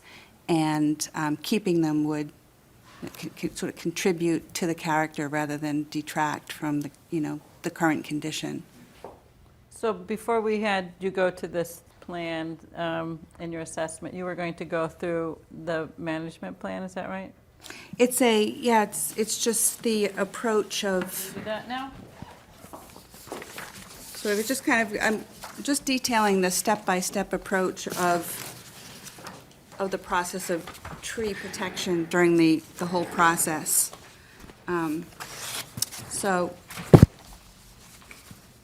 before the construction begins, and this is all sort of through the lens of Northland's goal of providing best management practices. These are best management practices enhanced a little bit with our company, but before construction, the Northland team will hold a pre-construction meeting with contractors to review pre-construction measures to be implemented and reinforced throughout the entire construction process. So this just really gets everybody on the same page. At that point, we'll be walking around the site, and this is when we'll be talking about the tree protection. The tree protection fencing will be up. It'll be marking the no disturbance zones. There'll be two types of tree protection fencing. There'll be the high visibility orange fencing with steel post 8 feet on center. That's in areas where there is not as much construction activity. And areas that are close to the construction activity, there'll be chain link fence with steel posts 8 feet on center.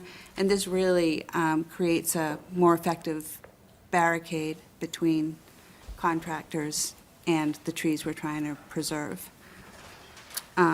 There will be tree protection signs posting, no construction activity of any kind is allowed in this area. Damage to trees and other vegetation are subject to a fine. And then these preservation guidelines state a 300 per inch, per caliber inch fine for a damaged tree within a tree protection zone, and replaced with a large caliber tree at the contractor's expense. So a large caliber tree, so that's one that can be transplanted with a tree spade, and you'd be able to get one that's like 7 to 10 inch caliper, so that would be a substantial tree replacement if one is damaged. Unlikely, the same size as the one that's damaged, but that would you'd be able to get a larger tree in place plus the fine. So like I mentioned before, the tree protection fencing will be installed at the drip line whenever possible. Some species being more tolerant, you may be able to get a smaller tree protection zone if there is a tight vicinity that the tree's growing in association with the house proposed lots. The arborist will monitor all tree protection preparation, including fencing, branch pruning, and root pruning prior to the construction. The arborist will submit a letter to the town citing that all protective measures have been established prior to the commencement of the tree removal or clearing, and that the best practices were followed. So during the construction, if trees have been compromised and pose a risk, they will be removed as part of the construction project. This will be a call that's made during the ongoing monitoring and inspection. Is there a time schedule for that monitoring? So how frequently? When there's high activity, when I've worked with Northland, there's a site superintendent who is sort of the person who communicates to us and lets us know when there's a need for us to come out. Otherwise, it would be a predetermined schedule, weekly. At some point when things slow down and they're starting to work more on interiors, it would slow down to sort of on an as-needed basis. And then ultimately, post-construction, it would be twice a year, and then eventually once a year, while you're waiting that period out, 3 years, 5 years, but you're still likely to see some signs of stress in the upper canopies. And for that period, are there instructions left for the homeowners association to know what to do in those years after it's all built out? Yes, as part of this is almost sort of a closing, towards the completion of the project, a maintenance plan will be developed and passed along to the HOA, outlining some of the issues, some of the management strategies that they could embark on in the future, such as invasive plant management, tackling the gypsy moth outbreak, the effects of drought, all those kind of things that we're always trying to manage. But, An and if active there were landscape. some trees that suffered some damage that might need special treatment afterwards, those would be identified from the Yes, homeowners absolutely. association? Yes, absolutely. Mhm. Brian? And they'll be highlighted all along. But, Okay. you sort of kind of get a sense of which trees you really need to start looking at closely and monitoring.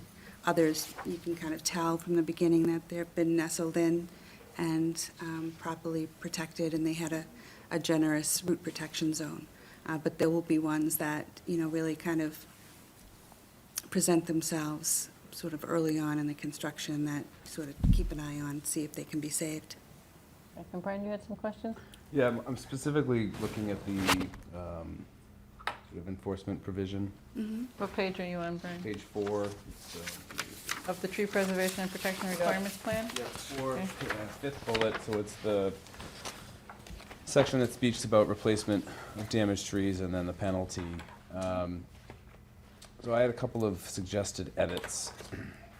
One is that there's no specification as to where the $300 goes. My recommendation is that the $300 go to hopefully a shade tree fund. I would like Ms. Stalker to comment on that when she is up here about whether or not such a fund exists, and if so, what the name of it is, so we can properly reference it. And obviously, the board I would want the board members to weigh in as to whether they felt that was the appropriate place, but I do think we should designate where the $300 goes as opposed to leaving it an open item. I would also want to specify that this refers to trees that are protected or trying to protect. Is that the intention? Okay. And that it's damage or removal of those significant trees would be just a very simple text change. And then lastly, probably add prior to issuance of CO. I have to think about how to structure that because I think this is a phased project. There's obviously multiple COs. I'm not sure if there's a final project closeout CO. Is that the case? There should be. So that would be the CO we'd be talking about. The last point, and I don't think this is the intention. I think the intention is to suggest that the language of the contract would be that the expense was to the contractor, not to the owner of the town of Milton. But certainly, the town of Milton is going to want a backstop in case the contractor goes bankrupt, that the owner will take the responsibility for that. So I assume that the language here is written in tree protection as the language of the contract would Right. put the burden on the contractor. Yes. But certainly the special permit would want the The owner owner to be backstop. responsible ultimately for the special permit.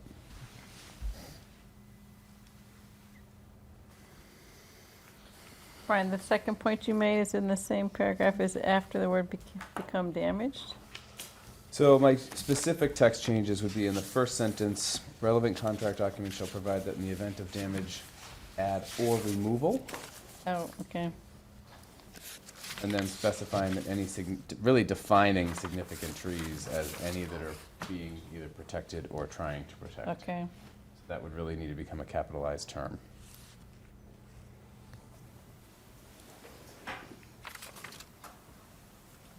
So trees that are subject to protection. Exactly. And then the shade tree, which again, I would want some direction from this board as to where those funds go, and hopefully Right, okay. shade tree can weigh in on that. Okay, And then just some clarification language at the bottom. That, right, or the town, yeah, yep. oh, Right. sorry, Yeah, finally, after sole expense, which is about the middle, prior to issuance of certificate project, closeout certificate of occupancy. That may not be, Bill may need to give us the specific Okay, language for that.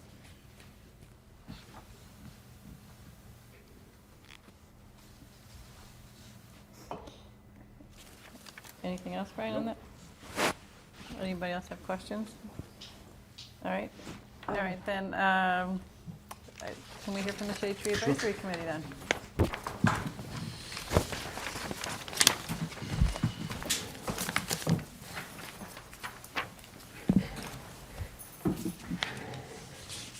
Hello. Hello. I'm Kristen Kleiman, and I'm 99 Otis Street. I think we're supposed to give our address, right? And I have my fellow members in the audience here, so they may be chiming in if you have questions, because I'm just the spokesperson. There's a lot of brain power behind me. So first and foremost, thank you for inviting us. We really appreciate the opportunity to address the board directly about the Walcott Tree Plan. And we also want to thank Northland for providing us with a lot of information and accommodating at least 2 site walks, which were quite extensive. So they made the push to keep us informed, and we just wanted to acknowledge that to the planning board. I think it's just worth reviewing the mandate of the Shade Tree Committee, just so we're clear about what our purview is. So there's a few bullets, but the one that pertains here is we are supposed to closely cooperate with all town departments and private developers on matters that affect Milton's trees in order to preserve and improve the tree canopy. So the reason why I bring that up is that we're not going to weigh in on anything other than trees here. It's way beyond our ken. And so we have a few recommendations and a few suggestions, and we hope you take it under consideration, but they are just recommendations and suggestions. First of all, the recommended tree list that Northland provided, we think is appropriate. It's mostly native trees. There are non-natives, but they're the pretty trees, the flowering trees in, I think Alan described it as the domestic areas, I think is what you called it. So the flowering cherries and the pretty stuff. So those are non-native, but what Northland chose was they're not invasives. So we're fine with that. We would ask that the evergreens that have been called out have genus and species. We assume that they're all non-natives, but if we could just have that, spelled out, because right now it just says like Pinus species, and hopefully they're all natives. And then this isn't a tree, so this is sort of an ask, but in the ground cover section, there's a genus and species called out Vinca minor, which is periwinkle. It's a very pretty little ground cover. It has some invasive tendencies, and with the proximity to the Blue Hills, we would ask that Northland maybe choose a native there, like Winterbury or something like that. But again, that's not trees, but if you're listening, we'd like to make that recommendation. So that's the tree list. We're pleased with what Northland has provided, and there's a preponderance of natives, and that's what we want to see because of climate resiliency and all of the stuff you've heard in the past about invasive species. And then we had these recommendations about the tree protection plan, and some of it Barbara just was speaking about, so it may seem redundant. We did think that the developer should hire a certified arborist or a company, whether it's tree specialist or not. We're agnostic, for at least an annual report submitted to the town, so that there's an assessment of the health of the new and existing trees. So that would be a recommendation that we would have. We believe that the restrictions that are outlined in that tree protection plan are adequate. The talk of the drip line and the protections around the trees. What we strongly encourage the planning board to do is to develop a plan to ensure that protection takes place. So I give kudos to Northland and their outreach, but it's always better to have oversight, we think, right? And in Northland's defense, having been in the tree business, so to speak, for many years, if it's a really hot day and there's a tree that looks like it's going to provide you with some shade, it's hard to say to the owner or the developer, hey, that contractor just went under that tree. And there is fencing, but I've seen people remove the snow fencing because it's 97 degrees out. So we want to make sure that the planning board has a way to monitor this in a way that protects the health of those existing trees. We would like the planning board to consider requiring the developer to guarantee the health of the new trees and the existing significant trees, as they've been defined, and perhaps that's through a bond. We had this come up with the Keneally property on Hillside.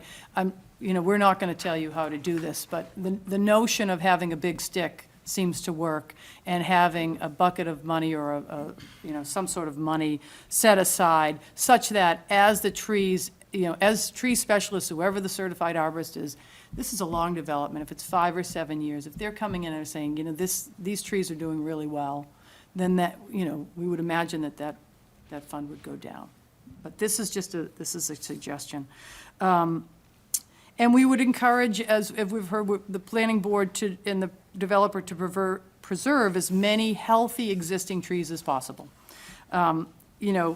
It's important that the older trees are kept because of the flooding and the soil erosion issues that you were just talking about, the grading, and this is all near and dear to the planning board's heart, right? So the more trees we can keep, the better it is for the soil, the better it is for erosion, for downhill. So we would just champion that and encourage you there. And we would strongly discourage the use of a replacement formula. There's these replacement formulas that we'll see, and I'm going to use an example. One old tree is equal to 3 trees, and 3 new trees, and what the caliper or the DPH on those trees are, I won't get into.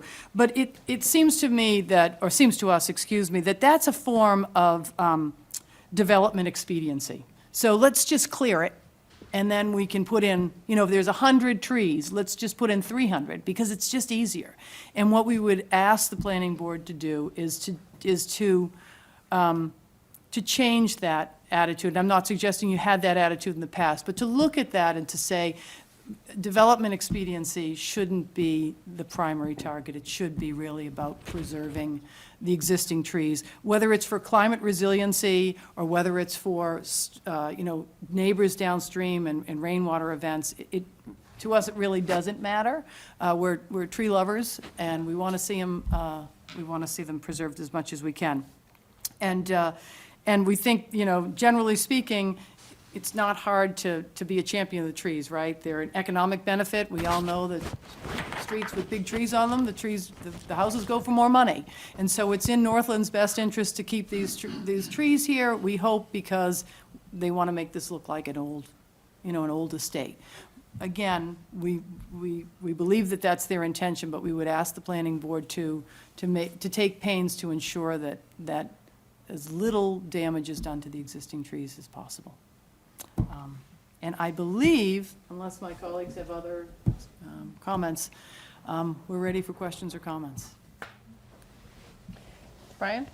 So, interesting perspective on the replacement issue, and I completely understand where you're coming from, and I think it's a valid point. I don't particularly have that concern with this specific developer, but we need to protect against sale and everything else, so it's a valid point. However, there has to be some stick, and we can't rely on good faith. So I would ask you to give some thought to what's in here as a penalty, and whether that's sufficient, whether it's appropriate, and if you have any other suggestions, because certainly we don't want to rely on sort of the overall principle that the right thing will be done. We have had a major issue with that in the past year in this town at a project, and we want to make sure we protect against those types of things in the future. Yeah, I absolutely know that there are going to be trees taken down, and you're right. We need to come up with the right formula. And, just to put it in perspective, the town, when it plants a tree, and the trees that the town plants are about 2 to 2.5, caliper trees. So they're not big, but they're appropriate for street trees because you don't want to plant them too big. They think it costs around $500 a tree to do a 2 to 2.5 inch caliper. So my sense would be $300 seems awfully inexpensive, but I haven't spoken to my fellow members about that. Just to clarify, it's $300 per caliper inch. Oh, it is, okay. So there is, Okay, it isn't okay. 300, just to clarify that. Thank goodness So if it's a gracious, 20 inch, 30 inch caliper tree, that's a big Right, number. right. And we also have some research on what other towns have done, because, there's actually some software and some programs, and I'm sure Alan and Barbara know about them, where you can value a tree. So if you've got a huge red oak tree or a white oak, especially a white oak tree, they can be worth tens of thousands of dollars. So we can certainly, as a committee, look at other ordinances and what other towns have done, but I agree with you, it's got to be a big stick. Yep. Yeah. And then the second question I would just have for you is, with the stick, what is the proper place for that funding? So I referenced that in my comment on that specific provision.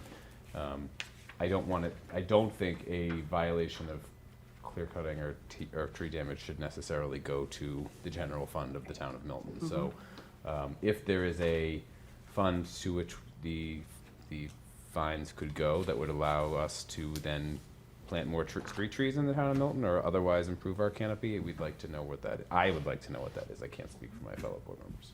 Right, and the money that goes into street trees is housed at the DPW, Okay. but there is a fund, so we'll get back to you on that, but we Reserve. couldn't agree with you more. Great. Yeah, Okay, thanks. absolutely. Question, did you look at the proposed street trees? In this In this plan? proposal, yeah. Yes, yeah, we did. Okay, Yeah. and so your comments were reflective of general support of what's been proposed? In other words, Yes. The size of them, the spacing of them, how they relate to the existing trees. Do you have that plan, Bill, that we can call up? And I know, Alan and Barbara, you didn't talk about it yet. Right. So maybe Christine, if you don't mind just staying here for a moment, we can, Alan, go over the plan and then Yeah, it comes see in if you have pretty comments. quickly. Sure. So I will flip through, Right there, yeah. so this, let's see. Are we looking at a PDF? Yes. Oh, okay. So, You had one that had purple on it, didn't right. Yeah, and it sort of Well, lights up. what's happening here is the way this image is developed is meant to go back to an issue that we talked about way early on about needing to come back to talk about street trees. So this built up in a way that PowerPoint lets you do, animate each slide. So we're missing a lot of information here just because of the way that the PDF, I have the stick in my pocket if we want to do this the right way.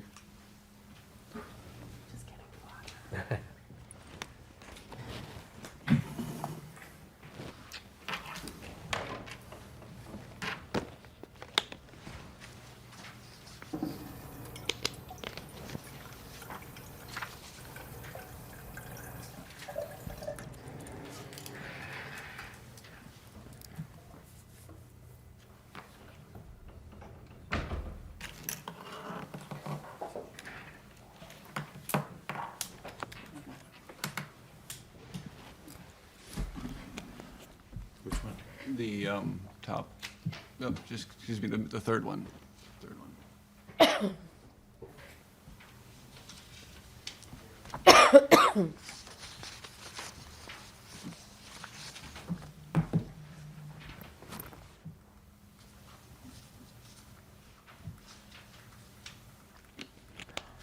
There we go. So the plan highlighting the roads, since we're talking about street trees, and the, sort of the, if I'm going to speak, if it's okay to speak to the concept of the planting plan for the street trees. So in working with the Shade Tree Advisory Committee, I think early on, even before we, got into this level of development, we got comments and we talked about the vegetative patterns on site, and how it wouldn't necessarily be right just to line both sides of the street out with street trees. Because we're dealing with things like the road cutting through a meadow and lining out both sides of the field with street trees would be to compromise that meadow. We're working with the road as it works along existing canopy.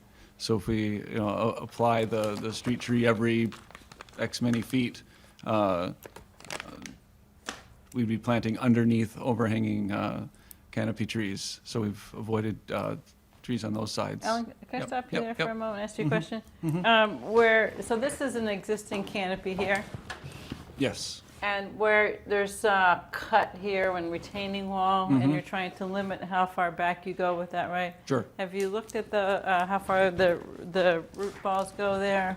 And that you feel as if you can, how far back you need to go with that retaining wall? Right, Won't damage one of the those? reasons for using the wall where we're retaining is to really limit how far we're chasing that grade back. So the wall is really to preserve trees, Rather than regrading? rather than chase that grade farther back or fill farther out. Okay. Yeah. So it's the wall is as much of a tree preservation device as anything else. Okay. So if we shut all that off, we see, it's a little faint here, but where we are lining out the street with street trees happens primarily in the front yards of the homes. So where we have homes on both sides, we have street trees both sides. We take the upper meadow and line the street trees there. And we got a count formulating on the other side. So if we turn on as well evergreens and understory and ornamental trees that really form the street edge, altogether that count is at 171 trees that we can reasonably say, are street edge, street defining trees against the 152 that would be required by the bylaw, but it's a mix of trees, is shown in the blow up. So the street tree in terms of species and character, but then interspersed with evergreens and understory trees where we're coming into the stream crossings. So that's an overview. You had a question, Cheryl? Oh, no, I just wanted to see if the Shade Tree Advisory Committee had comments for us on, because there's been some question in other meetings from some people who've given comment about the number and spacing and size of the trees.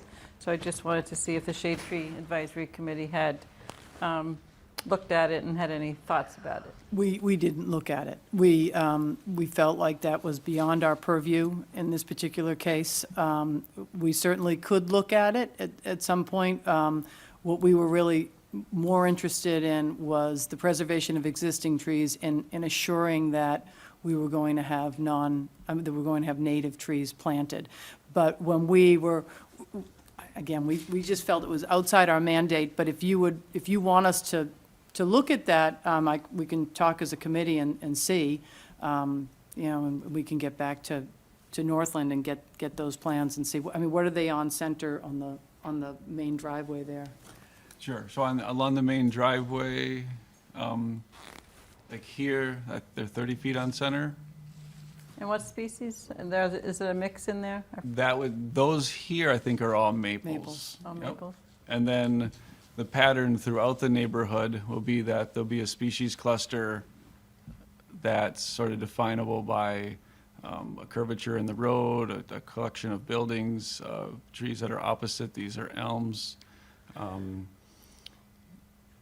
So there's 5 to 8 shade trees of a species kind of defining a section of road. Well, I guess I, for one, would be interested in your explanation of how these trees and their location relates to the existing trees. And then if the Shade Tree Advisory Committee just takes a look at it, I don't know. Yeah, the reason why I would be interested in your thinking on it is because these are the street trees, and the bylaw, I forget the formula, but the bylaw call for a tree every 50 feet or something. I've forgotten. And so they're doing this instead, which is honoring the trees that are already on site and complementing them with these. A member of the community had spoken up and didn't want to have less trees appearing there because they were honoring the old trees. Because with the bylaw, you have to add street trees. It's really a waiver from subdivision regulation dealing with street trees. If this was a standard subdivision, you'd be putting in a tree every 50 feet. This is not a standard subdivision, but, we're still requesting waivers, so the alternative is to say, rather than every 50 feet, we've got a plan that plants certain number of trees in different locations, and it's different varieties as you move around, and respects the fact that this site itself has such a significant historic variety of trees. What goes in ought to complement and not. And when we give a waiver as a planning board, we're really supposed to give a waiver when we can see a public good. So that's why we want to see this or something better.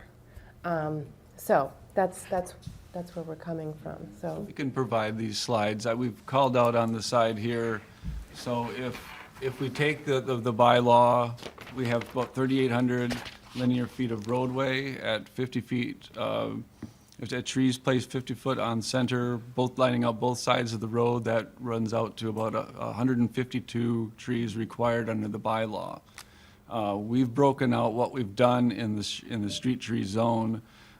Shade trees, so species oak, maple, elm, platanus, and the like at 59. Evergreens that would achieve our trees' size and stature, 59. Ornamental trees, more understory trees that grow to 25, 30, 45 feet, and the trees that aren't on the roadway, but are on the shared driveway zones at another 20. So for a total of 171 trees in those zones, as opposed to the 152 by the bylaw. But because of the nature of the mix and the trees that we're working around, and it's a different mix of species and trees. Yeah, okay. Well, I'll go back to the committee and discuss it with them, because I'm not even the chair of the committee. And so we'll discuss it, but we'll get back to you and try to be as helpful as we can. I mean, we're supposed to cooperate with town departments, and we like to do that, so we'll do the best we can. Do you know when your next meeting is scheduled for? March 27th, 28th? March 28th. Okay. Could we ask you to meet earlier than that? I have to talk to my good dear friends. Yeah, if you could, that would be helpful. We have a meeting that night, but we have 2 meetings before that. Meeting the following night, but we have meetings 7th and 14th Yeah. Of March. March. We have 3 7th meetings. and 14th of March, okay. And the 28th of March. So if we waited for after your meeting, we'd be at our 4th meeting from now. Yeah, right, okay. All right. When are you ideally trying to hear from us? Well, sometime before, I mean, if we could have it before the meeting on the 14th, that would be great. Okay. Excellent. Okay. Thank you. Thank you. Thank you. Okay, before we move off of tree, Hal, would you like to come forward on trees? Yes, just briefly.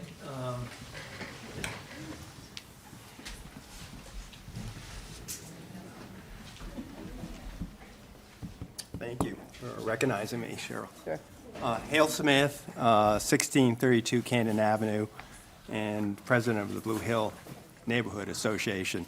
I was the one who actually brought up the issue of street trees, and my concern is not so much necessarily what's being proposed as the way it's being proposed. The town bylaw specifies a size and a number of trees. And what the developer has asked for is a waiver that allows trees to be placed randomly, and there's no standard for what random is, and smaller trees than the bylaw calls for. So I would suggest that the planning board ought to insist that that for street trees, and this leaves out the decorative trees that was put into the presentation, that for street trees, the developer ought to spend as much money as would be required under the bylaw, and but allow flexibility to place them where it's most advantageous for the development. So, Thank you. Anything Yep. else? Okay, thank you.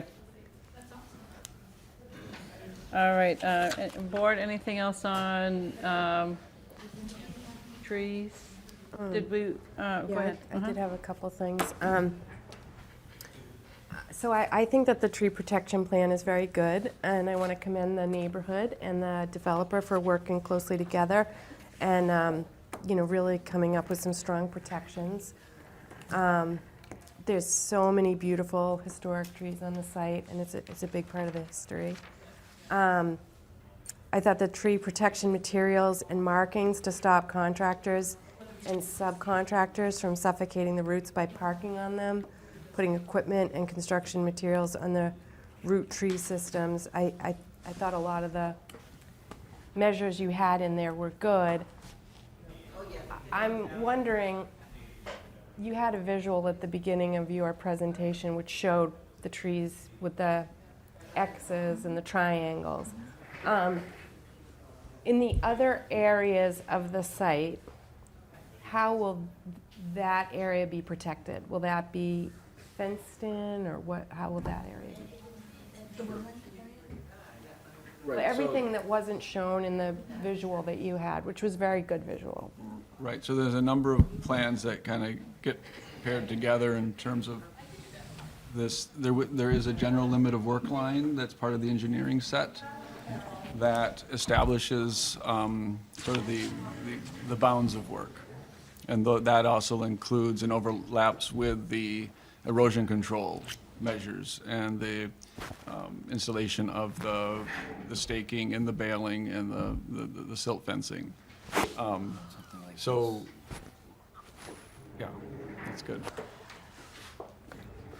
So, Danny, are you asking about all of this stuff, or are you asking for stuff that's sort of proximate to the construction zone? So what I'm wondering is, how is, I guess, the area in green going to be protected from, subcontractors who arrive and say, oh, there's a good place to park a bobcat, or Right. there's a good place to put a pile of dirt, or, because we have a lot of, not only trees, we have native species and things all over it's just an amazing site.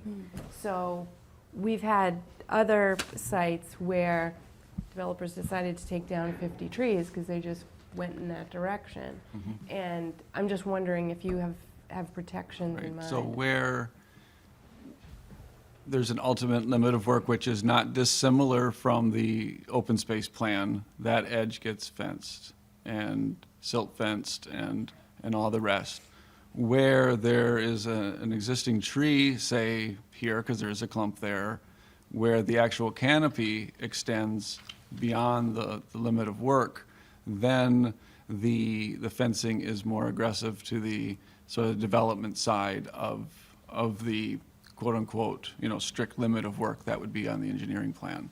And then that would be fenced with the tree protection fencing.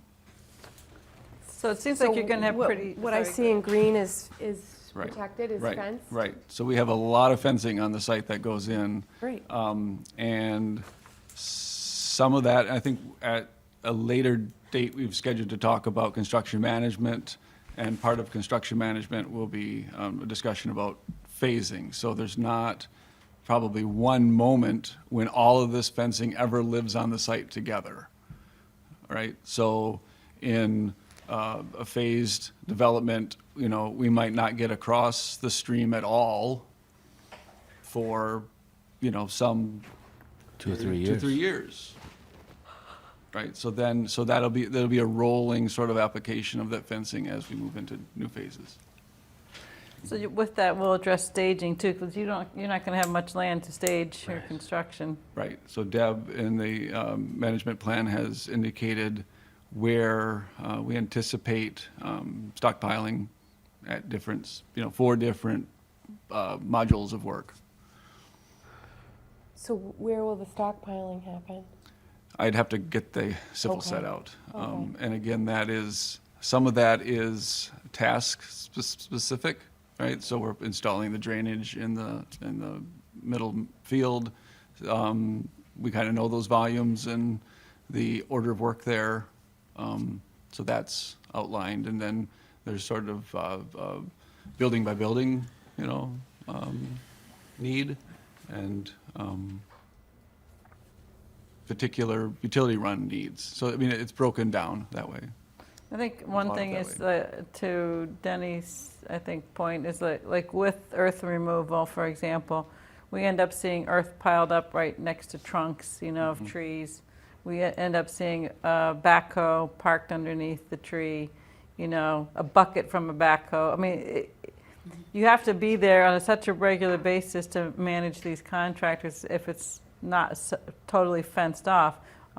So you do really have to think through that staging, because it's almost like building in an urban site when you have nowhere to build. I mean, where are even the contractors going to park, right? So that, I know it's not for tonight, but it is, I think, they're related, right? This whole discussion is related. Well, I think the tree committee spoke to that too. So there is certainly, I think, I'd like to understand how we do this, but I think there's an opportunity, there would be potentially an opportunity to create a fining mechanism even if there's no damage, right? So you get caught storing a head under a tree, it's a $100 fine, and Rhonda can issue a citation, and that money goes into the same bucket. So Yeah. that's probably something we should look at as an additional management or construction plan enforcement mechanism. Right now, it just relies on doing a fence and move it. Okay. And then I was interested, at one point, for protection, I think, it was described that you would put down a double layer of plywood. I'm guessing this was to protect the roots, but I was wondering, how would they get the water for the root system?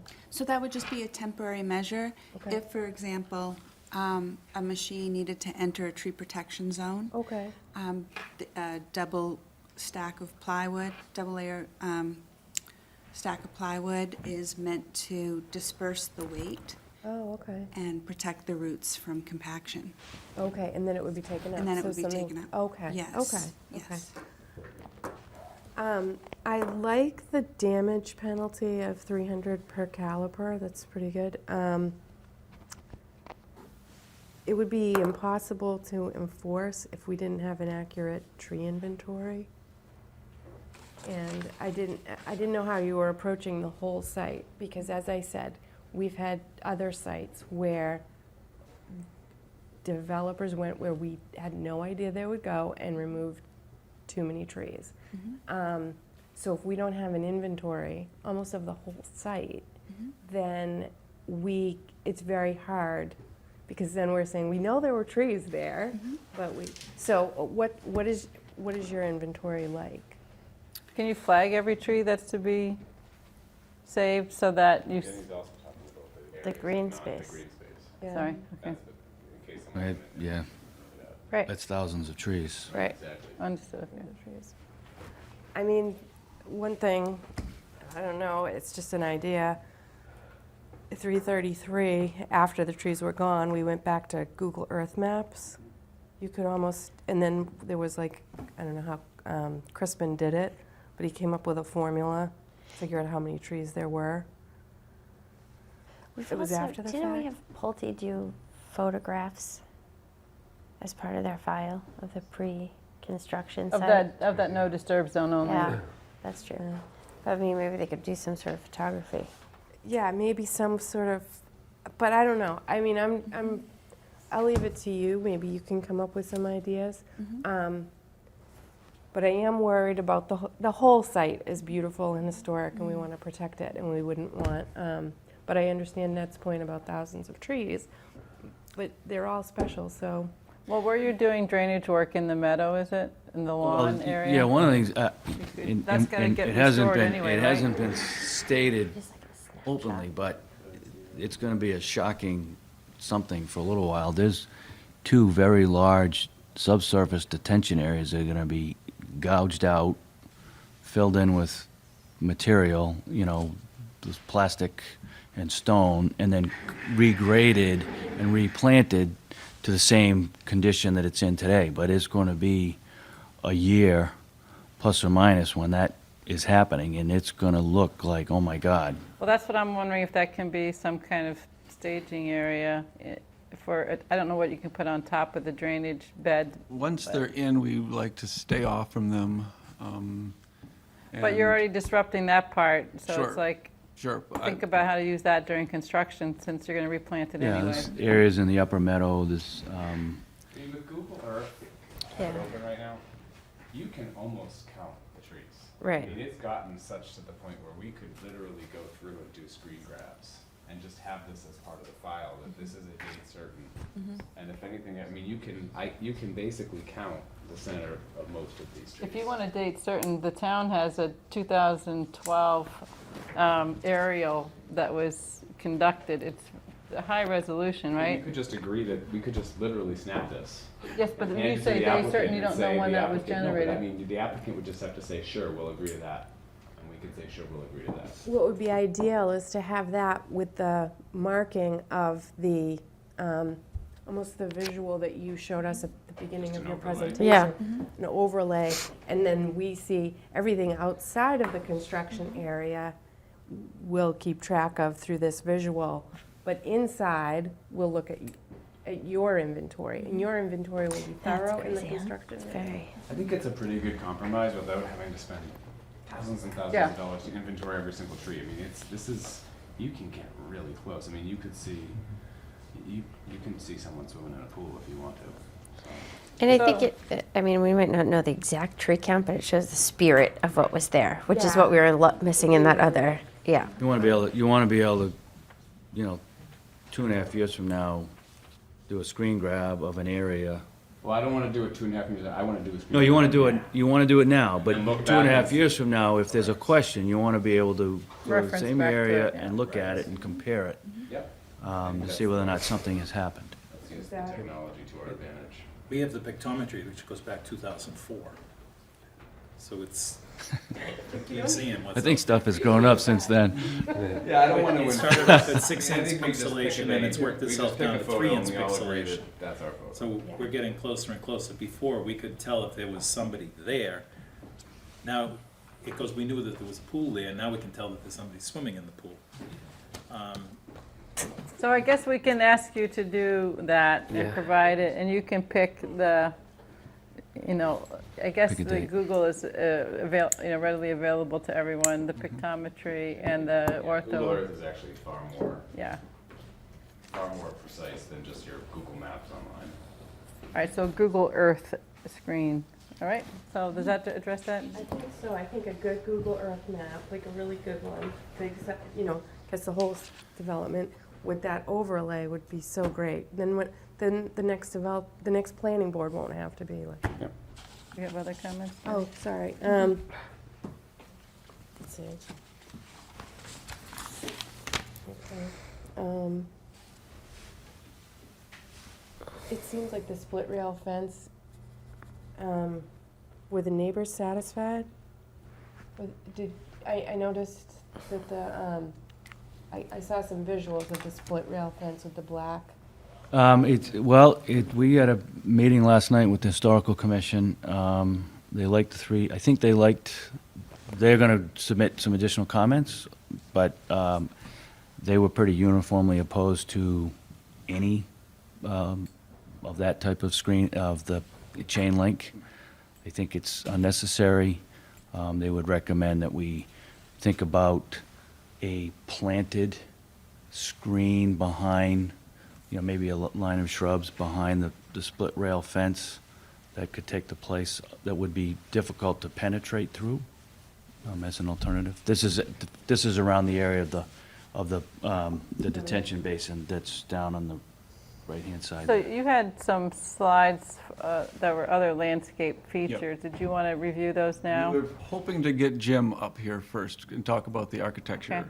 Okay, Just that's because fine. we've. We've not had him for We've not a few had weeks. him up, and we want to get, it's already 9:30, and we have a lot of sort of base touching to do on things like fencing and a few other things, but we've touched at some level a lot of these Okay. already, and we really haven't had Jim.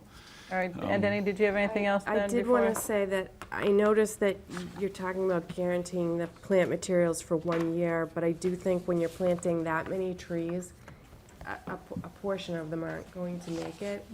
So I'd like to see a longer replacement and protection plan.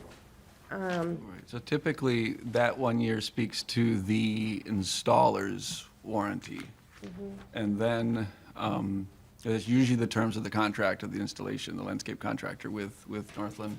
And then beyond that, Northland, when it's maintaining the association, assumes that replacement beyond that warranty period. And then the homeowners association typically then is responsible for everything outside, and they would replace anything that would fail, whether for disease or insect or storm damage or. So if in 18 months there was a drought and unfortunately you lost a bunch of trees, then how do we know that Northland's gonna, it goes to the condo association? Well, and Northland's selling homes to people, and people buy with an expectation, and people really don't like dead shrubs. So we're really good about replacing things. You're also in violation of their site plan if the tree's not there. Yeah. Don't forget that there's also a After 18 build-in months. period. Forever. Oh, okay, okay. The tree is required to be there as part of the site plan. So the, Beyond the street trees? Forever. Oh, I mean, if they're showing protected trees up here and the tree goes away, okay, I mean, yeah. okay. that's what we dealt with on Beach Street or the Beechwood rather, when the beach died, we said you have to put it back. the other thing is, remember that, how long is your construction period? I forgot. For the market 5 conditions, years. but yeah, 5. 5 years.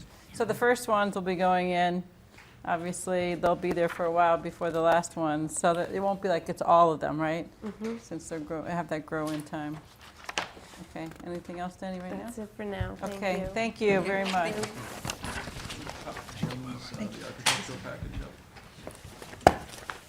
You know what number he is? He's got a separate deck.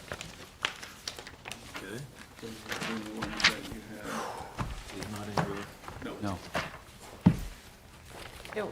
It's on Northland's website, but it wasn't on ours when I was trying to track it, or electronic copy down. It's a PDF. Excuse me. I'm getting tired today. I know. Do you have the PowerPoint? Right. Do you have Tim's? Do you have the, no. Do you have the I'm not gonna make PowerPoint? it past 10. I'm not either. Yes. Can you give me the PowerPoint later? Yeah. The one we just showed? Okay, 'cause I'm gonna leave it temporary now. Yeah, it's just, Or live oh, it's slides. so sweet, He can't just copy Or you it. can copy it later, but so maybe sweet. you'd rather. Oh, my God. I just need the PowerPoint that he showed, Just copy it right now. because I got his stuff in there now. This thing. Before we go, Oh, We have it all well, taken this from is I don't have it robbery with if I me. ever saw it. What is it? Valentine cupcakes. Wow. Oh, my God. Which, Well, I think you should one give of this for these the is public for sitting through this Jim, meeting. what, I know, right? Want one? which title are we looking, go back to the. it's this one. No. April, can you bring them home to your kids? I'm not going home to my kids, but thank you. No, that's okay. Thank you. Right there below that I one. would really like to carry on, is what I'd like to do. My kids are all gone. Version 4, right? Yeah. Yes. Not all of them. Are they on vacation? Oh.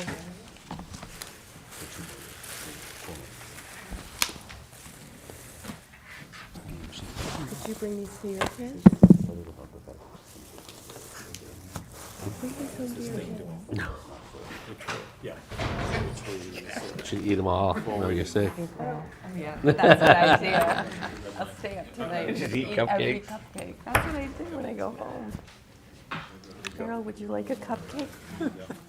Cheryl. Thank you. Cheryl, would you like a cupcake? Oh, my God. With Lynn? Wow. It's a It's a Valentine cupcake. Valentine's cupcake. Yep. All right, Uh-huh. let's move. All right, we got, oh, look at Yep. that, we got to expose the cupcakes. Welcome. Hi, so my name is Jim Galecko. I haven't had the opportunity to meet most of you before. Sorry I missed the last hearing. Didn't goof up your schedule too much, but I'm back at it. And happy to make a presentation this evening. Welcome. You want me to just jump in? Yes, please. Okay, thank you.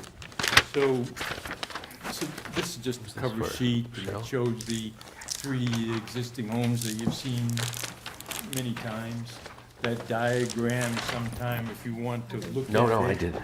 Shows the location. There are effectively 4 different unit designs. Each of those unit designs gets a different exterior look depending on where it is on the property. It has a different look when it's part of a cluster at Devon's house. It has that same unit when built next to the Walcott house is different, and again at the Manor House. And then a 4th character, detail, color, materials, when it's just off in the woods. So 4 designs with 4 different exterior characters. I think that we're gonna have good variety as we move around the site. If you have the chance sometime to look at that little site plan, it just shows where the different units are. Like the A, we'll start through them now. So I'm not going to dwell too much on the existing homes, because I think you've had a presentation about how little we're doing to the exterior, and that occasionally we're doing a small amount of work. But the architectural design and what is done to the units is very much part of it. So in looking at the Devon's house, what are the characteristics? The characteristics are clapboards, relatively medium-sized corner boards, that particular color, hip roof. This is a full 2 stories. So I won't dwell on the layout of the building.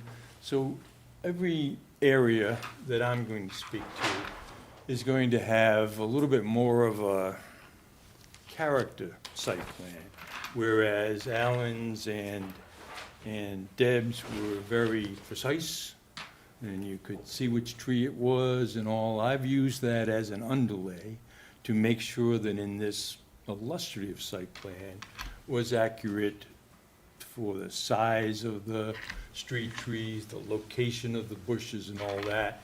But it's still an aerial photograph. It's, again, another Google. But it gives you a sense, I think, because of the shadows, of the kind of compound that it's going to be, that a regular flat drawing doesn't really appreciate. So on the uphill side, there's thick tree area. To the far side, again, trees. Here toward the street, a layer of trees, some new trees, existing trees, and a wonderful clump of vegetation, well-maintained in this island, and then an 86-foot-long existing home. So the point of all that is that we're going to build in this cluster 2 single-family homes. They are what we call a type A. It only means that they're kind of long and skinny, and they're the lowest of the units that we have by maybe 3 or 4 feet.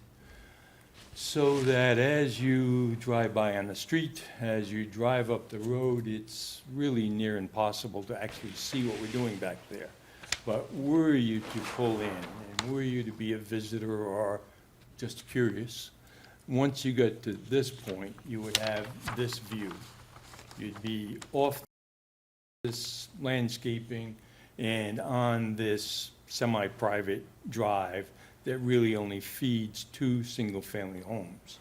The point of this, and you're going to see better, bigger drawings of this, is that what we've done is stack 2 of our type A. We'll come up with better names someday. so that we have this 86-foot long house hiding a 64-foot wide, and that one again hides this. So the only thing you're really going to see, and it takes driving onto the driveway, is this garage. So I know that we're not really looking to make garages be a dominant element, but in this case, we want to make a cluster that looks like perhaps it would have been the outbuildings of a main mansion, even though this is actually a 1920s house. So I've taken this design, pulled its garage off, linked it with a little breezeway, turned it toward the, not the best quality, but turned it toward the viewer so that you're going to see this composition. My finger was blocking it. This composition. I don't usually get into sort of faux cupola and little barn doors and brackets, but I thought in this case, since it was so important, since it was the subject of lots of discussion, what should be built back there, that I could be forgiven these little architectural devices. I'm not sure how well you can see this from where you are. I hope I can make out the fact that we have 3 or 4 different garage door designs. This one, of course, is a barn top. It has brackets. It has a little metal roof. It has what could be construed to be a barn door and cupola. And all of this you're just getting a glimpse of. To my eye, as you compare it to an existing carriage house on the site, not dissimilar. Matter of fact, this design that we made evolved from looking at this. The proportion of it, the existing one is a photograph. It's actually a tad longer than what we're providing, but I had to squeeze it in here on this slide. The door is set to the side as we are setting it to the side. There's freestanding dormers, and there are integrated dormers. Very, very similar. Wouldn't be unkind to say Jim copied it. But we really wanted to make sure that we were meeting that criteria that I think was important to the framers of the document. I'm not going to dwell on the floor plans too much, only to say that those 2 homes are single families. All of these A types are all 2-bedroom units. So they really are the lowest and the fewest square feet. And there are quite a few of them scattered around the site, but scattered in a very purposeful way where they would have the best effect by blocking the fewest trees and being a gentle relief to the other units. So here is the one that we named number 1. Building number 1 is actually the one that's furthest away from the drive. The one that you could see in the sketch is building number 2. You see its garage rotated so that you got that glimpse of it. You see that it's been pulled away so that there's this little, you might say, breezeway connection to the home. And then there's a modest second floor with just 1 bedroom. All of our units, I should say, have a master bedroom on the first floor. That's what is not only required by the zoning, but it is also what Northland and Jim Valico do.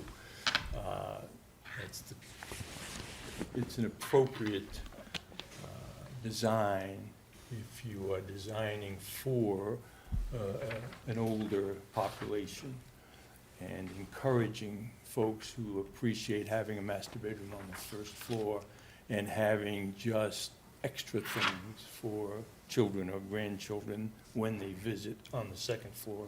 But you can live your whole life here, almost as a ranch house on one level.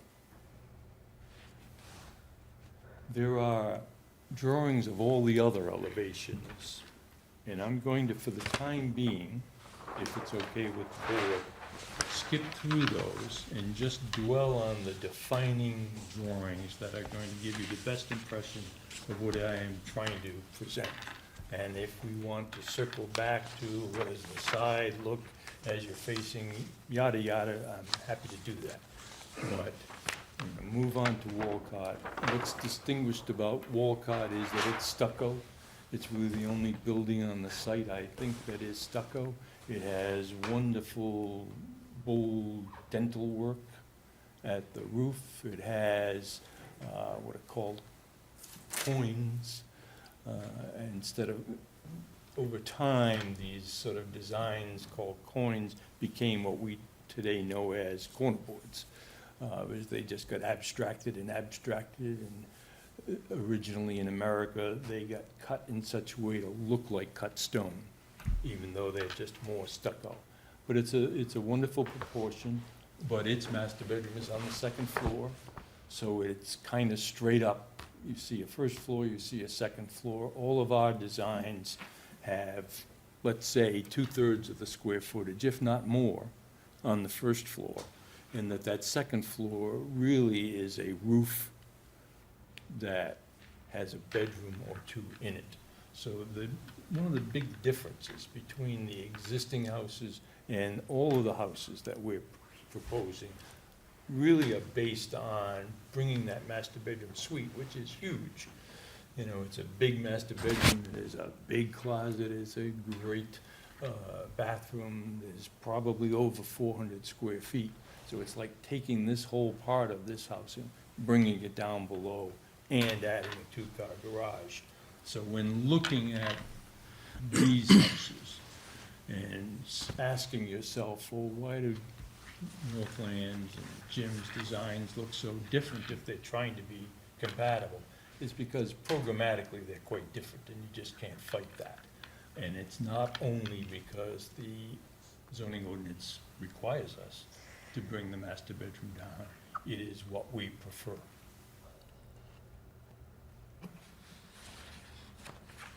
These, again, most of the design areas are going to have an illustrative site plan.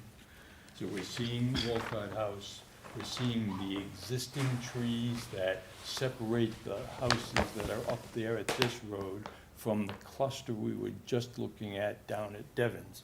You can see it's substantial. One of the defining elements of all of these designs are hip roofs. So what do hip roofs do?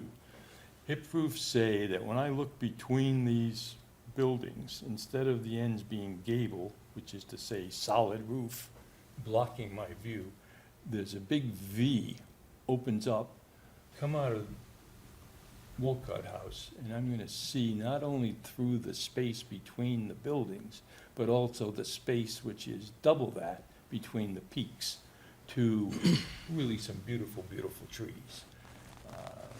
Maybe even to the meadow, but certainly at very least to these trees.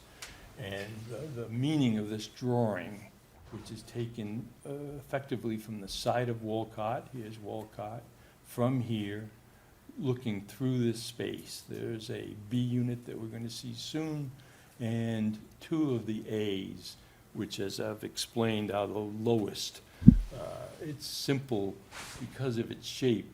The roof pitches from here to here, a much shorter dimension than the roof that's pitching from here to here. So if all the other guys are 28 feet tall, this is at best 23 or 24. It's as you drive through here and you only see houses on one side, and on the other side is a historic building, historic landscaping around it, and some nice open space. The fact that a lot of what you see will be trees. You will see some garages, and we'll talk about that. But one thing that I am convinced of, and hopefully as you think about it, you'll see that as you drive along the street, it's the street, and many of them have, all of them have a curve to them. This one happens to be an S curve. If I had drawn this a little bit larger, you'd see it swooping here and then swooping back there. That means as you're walking along or driving along, you're seeing this garage door, which we'll see in a moment, but you're not quite seeing the next one so well, and then it's turning away from you and turning away from you. So it's not a row of garage doors. We know, our feeling is that it doesn't want to be dominated by garage doors. The bylaw says you shouldn't, and I think we haven't.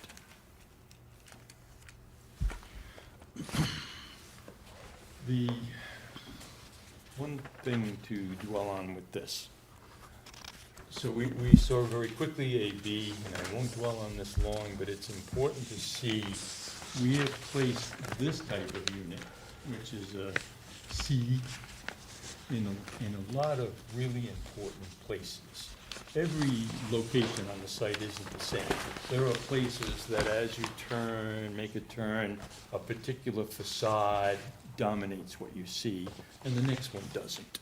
So we've taken this C for a very good reason. It has a wonderful side porch that is a very pretty area. It's very practical, because if your front door is here, you're now in the middle of the unit. You have kind of like a center entrance colonial where you can circulate back and forth without plowing all the way through the unit. But more importantly, the garage is here, the master bedroom is here. Above all this, in a big gable that you'll see, is another bedroom. So there are a lot of things happening here besides just garage doors. I'm not going to apologize for the garage doors, because I think that we have done a good job that when you do drive by, and if your mind is to look at just garage doors, I think we have some really pretty designs. But it shouldn't be the main thing you see. And out of the 43 feet of width, there's 2 9-foot garage doors. Of all the square footage that this unit shows, the garage doors are not the dominant part. They are there nonetheless. You're going to see drawings at the end of the set that show that they're always offset. When we put 2 units together, we always put the garages in the middle. And the reason for that is that the garages usually lead to the backstage area of a house, whereas the kitchen and the family room, they deserve to have the exterior wall and the windows and the view. So the price we pay for that is not having a garage where it ends, and the price we pay for it is to buy some really nice garage doors, treat them well, do brackets, do carriage lights either side, do either copper or metal overhang. So you can see that bedroom on the second floor, you can see another bedroom here, you see a porch and the garage. From where I'm sitting here, I don't really see the color that well, but the color is meant to be, and is on my screen and maybe on the hard copy, complementary to the peachy blush color of Walcott House. I don't feel that it has to be an absolute match, but it definitely has to complement it. 2 happy colors in the same material being side by side. We're not producing some little reproduction of Walcott House. We couldn't. It's so programmatically different.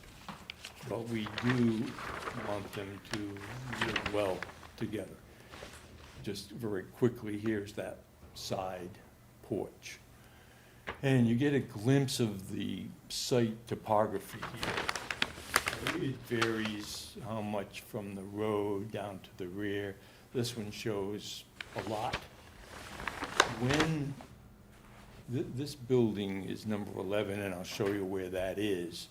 When the rear has a chance of being seen, when the rear is not deep in the woods someplace, we are proposing stone veneer for that deck, because the locations, those upper meadow locations, deserve the best. And we actually have never done that before, but we believe that it will be attractive to look at as opposed to just seeing the underside of a deck. We have a sketch for you, three-dimensional kind of sketch to see later in the set. Here are all the other elevations that go together with the 9 or so units, buildings that we consider the Walcott cluster. So all of the buildings that are in the immediate vicinity of Walcott House will be treated with that coloration and, to a degree, detailing.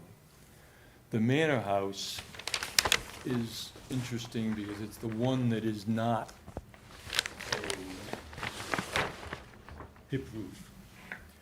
The Manor House, I guess I mistakenly hit the clicker, but I'm happy because I'd like to point out that originally the Manor House had a couple of unique things that doesn't have now. The original entrance to the Manor House was here. I have another photograph that's great with a horse and carriage with the original buyers that Mr. Carberry let us copy. But the original entrance was here. You can see from this recent photograph that that's been all blocked up with rooms on 2 stories. Our intention, I'm not sure that this was brought up when Jack described what we're doing, and excuse me if I'm being redundant, but it is our intention to remove that area that was added in that little light blue tone and to make it become, once again, one of the 2 entrances to the 2 units that are here that will be in this building. Another unique thing about the building is that it is shingle style, that the shingles have a wonderful little flare at the bottom, as you see, instead of a straight water table, which is usually made of solid wood. On the Manor House and other houses that were built in that era, they actually curved the shingles. And so here is the little cluster illustrative drawing for the Manor House. It's fantastic meadow abutting the other even larger meadow. The houses that we were looking at that potentially could have stone for their base are these 3 buildings here. These 2 are blatantly in and will be very visible through these trees and through the street trees, but when you get to this spot, you'll see them. So they deserve an extra treat. The houses that further up into the woods there, less so. Here are the 2 single-family homes that will be built adjacent to the Manor House. One is that C unit that I talked about with the big gable, and here is once again pulling the garage off on a type A unit. Maybe there's a, okay, there's not. Actually, it's drawing of that. So these are 2 single-family homes. You've seen them elsewhere, but now you're seeing them taking on a new spirit. There, when you saw the A next to the Devon's house, it had corner boards, it had clapboards, it was painted bluish, blue-gray. Here, we're going to match the Manor House with a natural tone shingle style.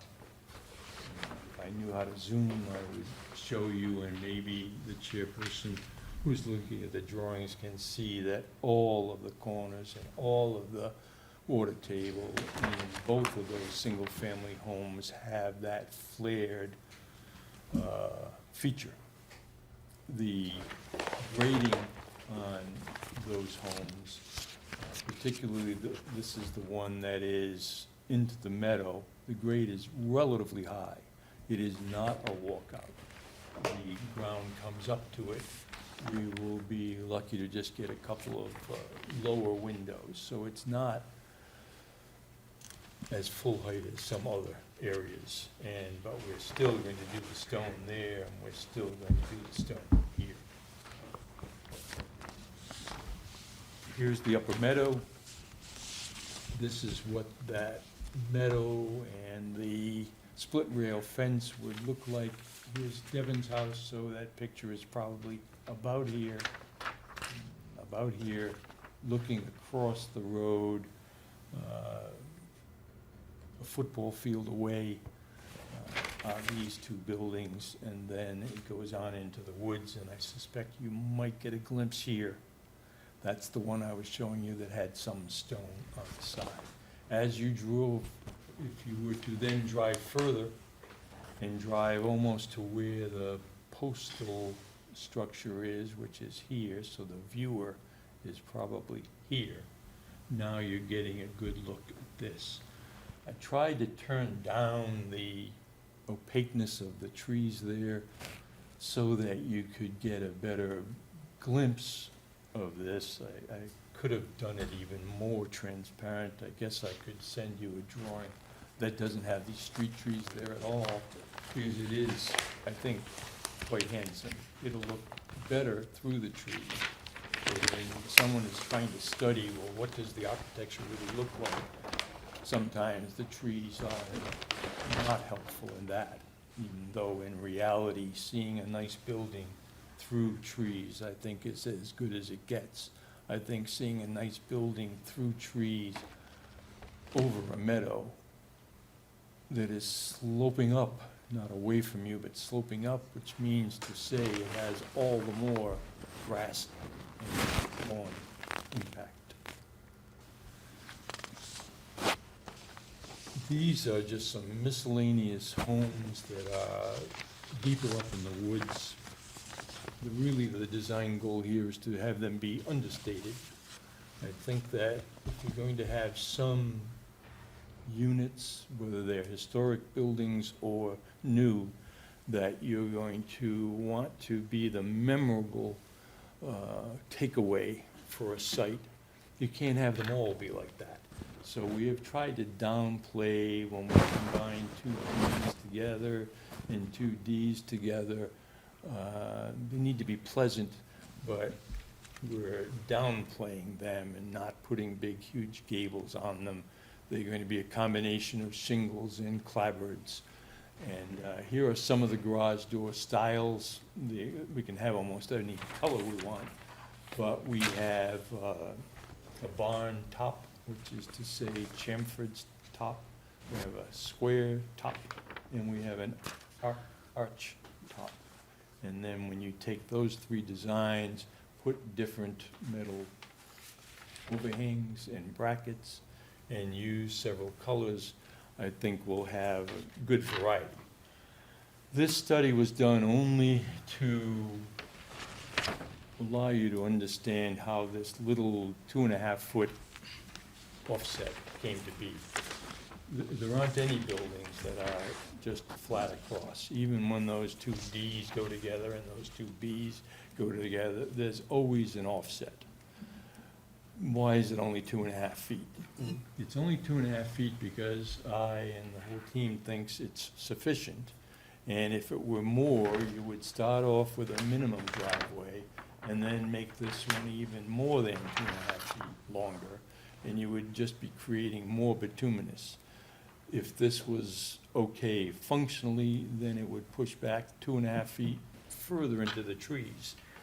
So 2.5 feet isn't much, but it was enough to get a little bit of a shadow break and not be wasteful in building more bituminous than we had to and cutting into the trees more than we wanted to. Could it be 3 feet? It could be 3 feet. I'm pretty well convinced that 2.5 feet is going to work well. These are just some sections if you're interested in how much lower the A style is than some of the others, how the internal structure works, how sometimes the back grading is way up here and sometimes it's lower. How is the house built in construction materials and insulation? We can talk about that at some time. But that is really the highlight of the architecture. Open to questions.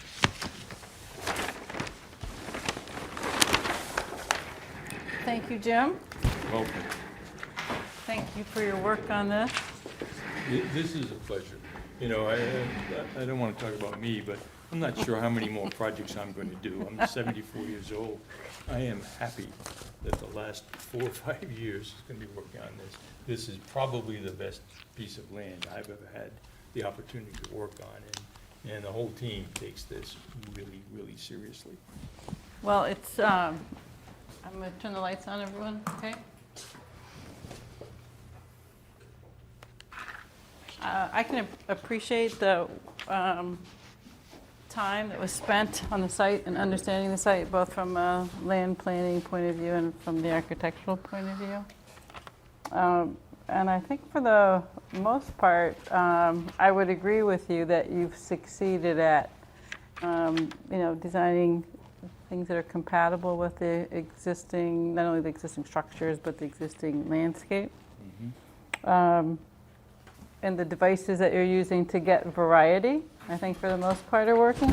There are a couple though, not that I want to be architect to architect and criticize you, but there are a couple that I think are less successful. Okay. And if you want to go to, so I guess it's the, where you have the combined units on sheet 19. Oh, I see the numbers now, I think. And 12, lower 13, right there, 14. yeah. So 19, there, when you're putting unit type, I understand your logic, and I think that's appropriate to say that you're going to downplay some. But unit type B and B combined, and D combined, and even D and B combined with all those, I just think you're kind of doing a disservice to the rest of it by these combinations. I think they're less successful in my mind. And even within the units themselves, where you're using different garage doors, but you're using the same two here as the same two there, right? And here you've got the same roof and the same roof and the same detail across here and the same detail across there. So you can use some of your other devices, right? Tough call. Yeah, I totally appreciate what you're saying, and my mind went back and forth on that. My feeling is that it's a building as opposed to separate units, and that doing them differently, as you see in Marblehead, where my office is, in the old days, they sometimes had two buildings together, but it wasn't a condominium. One guy's house is blue and the other one's pink. It doesn't work. So, to my eye, I hear you, and I think you're right to say this could be more successful. But as far as changing the doors within the same building, I'll have I'm to not going to tell you which way to do it, how to do it, but I'll be considerate. I do think, you should give that a little consideration on those combinations. Okay. Because we've heard a lot about Woodmere and the concern about the garage doors, and that's even why it got put into the bylaw. So can you go back to the very first slide? Literally number one? Literally, the first slide you had, yes. Well, maybe not the title sheet, but the one that has the map of all of them. I couldn't quite hear you, Shelley. I'm sorry, the one that has the map of all of the units. I think it's the first one, yeah. It's a little bit hard to see here. But when you have the double driveway, and the double driveway, you've got a lot of asphalt right there. And so it's, where the C combination, when C's with anything, C's a nice unit, so combining the C's gives you, but you've got a C and a C here, but then you've got the DB, which is not very attractive, as attractive, let's say. But when you put the three of them together with double driveways this close together, and that's a lot of asphalt, and that's right when you're coming around the bend to go in. So, and even the orientation, I guess it might have a lot of factors that are driving that orientation, but the fact that it's oriented the way it is, the garage doors are, when you said you're not going to really see them coming around the bend, this is a place where you're really going to see all of them, right, coming around the bend.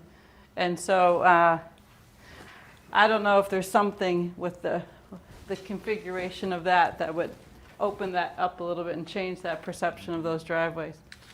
And then on those driveways themselves, if you could go back to the plan that has, it's on sheet 18.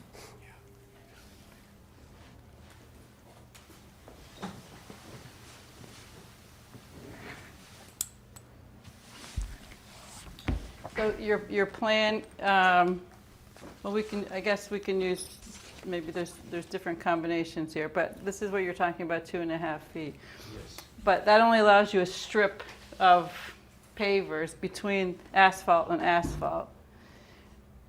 If you widen this garage such that your garage door is moved over and you could get a planting strip in between the sets of garage doors, at least you would break up the asphalt. And you might even get a small tree that could go in there. I know it's making the garage bigger, maybe than you want the garage to be, but considering the impact of all of those garage doors, especially in certain locations, it might be worth it in certain locations, maybe not everywhere, to make that change. So Something. one other sort of comment to that, and if you go back to that first thing, is that we also have the context of the landscape plan, and while we haven't zeroed in on that yet, there are new street trees proposed that visually stand between the view of the garage doors and that curve. So there are two, there are a series of street trees that come along that are obviously there for street tree purposes, but also in context of what you see. As you're making that curve, your eye will be more drawn to the trees in front of you than the building details behind. It'll take a while for those trees to grow in, right? Yeah, when we get to the other slides, the other show, and whether we get to that tonight or not, I'd like to speak directly to that in terms of both what we're proposing and some case studies from other work that we've done as a team where this has been a concern. And the time is relatively short. Okay, so you want to come back and talk about it? We can come back to that. Yeah, so we want to come back to this topic. So, Yeah. I think, I don't know, I'm speaking for myself, you all can weigh in on whether you think the adequacy of the not having garage doors be dominant has been taken care of with it, but I think you could do a little more work from my perspective on it. And then, I think it's really kind of apparent in number 20. Go back to sheet 20. You have to find a way to just punch something in to hit.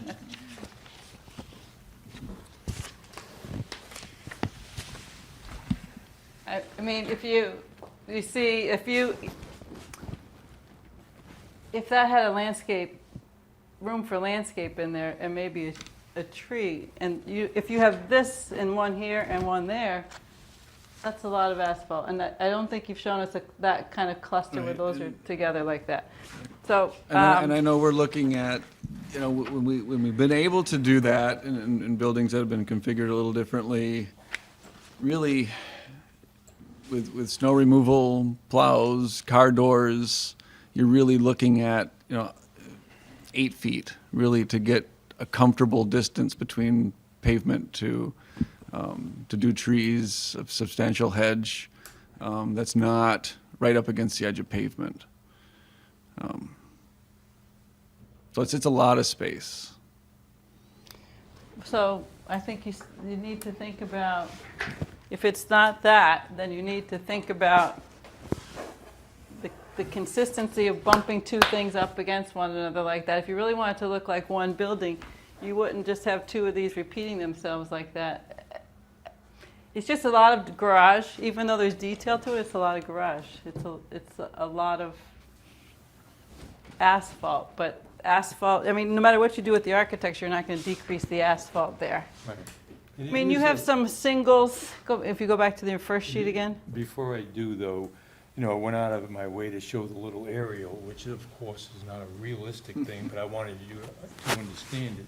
But if you look at the eye level, asphalt is a very two-dimensional thing, and it is nowhere the impact that the building has, so I don't really So maybe the other see it thing as to do much. is consider pavers.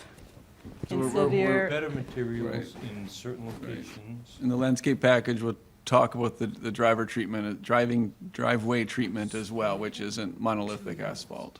yeah, I mean, maybe it's concrete, not used all the time in this climate, but Right, used so a lot what of we've other done, places. we've put a paver frame around an asphalt field in the landscape set. All right, so, otherwise, on architectural, there have been, I think the Historical Commission has weighed in. Have you had a chance, Jim, to look at their comments yet? I know that you just received some, and I don't know if you have any, like on the materials that you're going to use, particularly on the existing buildings, and then on the new. So, and where you're going to have replace siding, what you're going to replace it with, what are you doing about the window type, the shutters, stuff like that. So those, I don't know if we want to talk about I that. don't think we had any major problems with their No, comments. I think Seriously. You plan to- we're pretty substantially in agreement with their comments Okay. on the specifics of the treatments. Okay. Right down to the window styles. Yeah. So then the other thing is, so we have the design standards, if you will, the design guidelines in the zoning, but then we have the dimensional requirements, right? So we have 2 stories. We have this reality that there's, in the way the bylaw was passed, that it doesn't have a height limit in it, but there's an amendment going to town meeting on the 25th, about a 35-foot height limit being added back because it was somehow really in the revisions it got dropped off. Just to interrupt you for a moment, I mean, that is something that we intend to do. I don't think these buildings should be higher than that, so we feel that we will meet that 35-foot. And then I think we did get, like on a cover sheet here, where there is a total square footage limit, and that includes the finished basement amount, right? Yes. So it looks like here that the types are going to have different size basements, right? Exactly, because sometimes the first floor and the second floor are more, like the 3-bedroom unit is already used up a lot of its square footage. So Right. every one of those floor plans on the bottom of the sheet should have what the square footage is for the main living level and that loft level. And then just subtract that from 3,600, we understand is the absolute limitation that anybody now or in the future is going to be allowed to finish. Right. We don't know how many people are going to choose that option, but 1,000 square feet is around the average that will still be left. I think that most of these units are around 2,600, don't hold me to the exact number. And if you do more than 1,000 square feet in the basement, now you're hugging the back wall, there's no light, that's where the mechanical is, and some bicycle storage. I don't think folks are gonna want, nor are they gonna be able to have more than that. But we realize that that's a limitation, and that will be written into our construction drawings that get submitted to the building department for a building permit. It'll be cast in stone. Right, so when you submit for each particular structure, you're going to be submitting accurate, Absolutely. the topography next to it and with the heights on Right. each one of them, which are probably each one will be different. Yes, because the structural engineer will require drawings of his foundation, seeing the earth go by and how do we step the concrete. So yes, building 13 has its own set of drawings for the crews to build from, and for you folks and the building inspector to review prior to a building permit being issued. So how do you understand where the 35 feet is measured from? The average finished grade. So we go all the way around the building, you might differ from me as to how many points you do.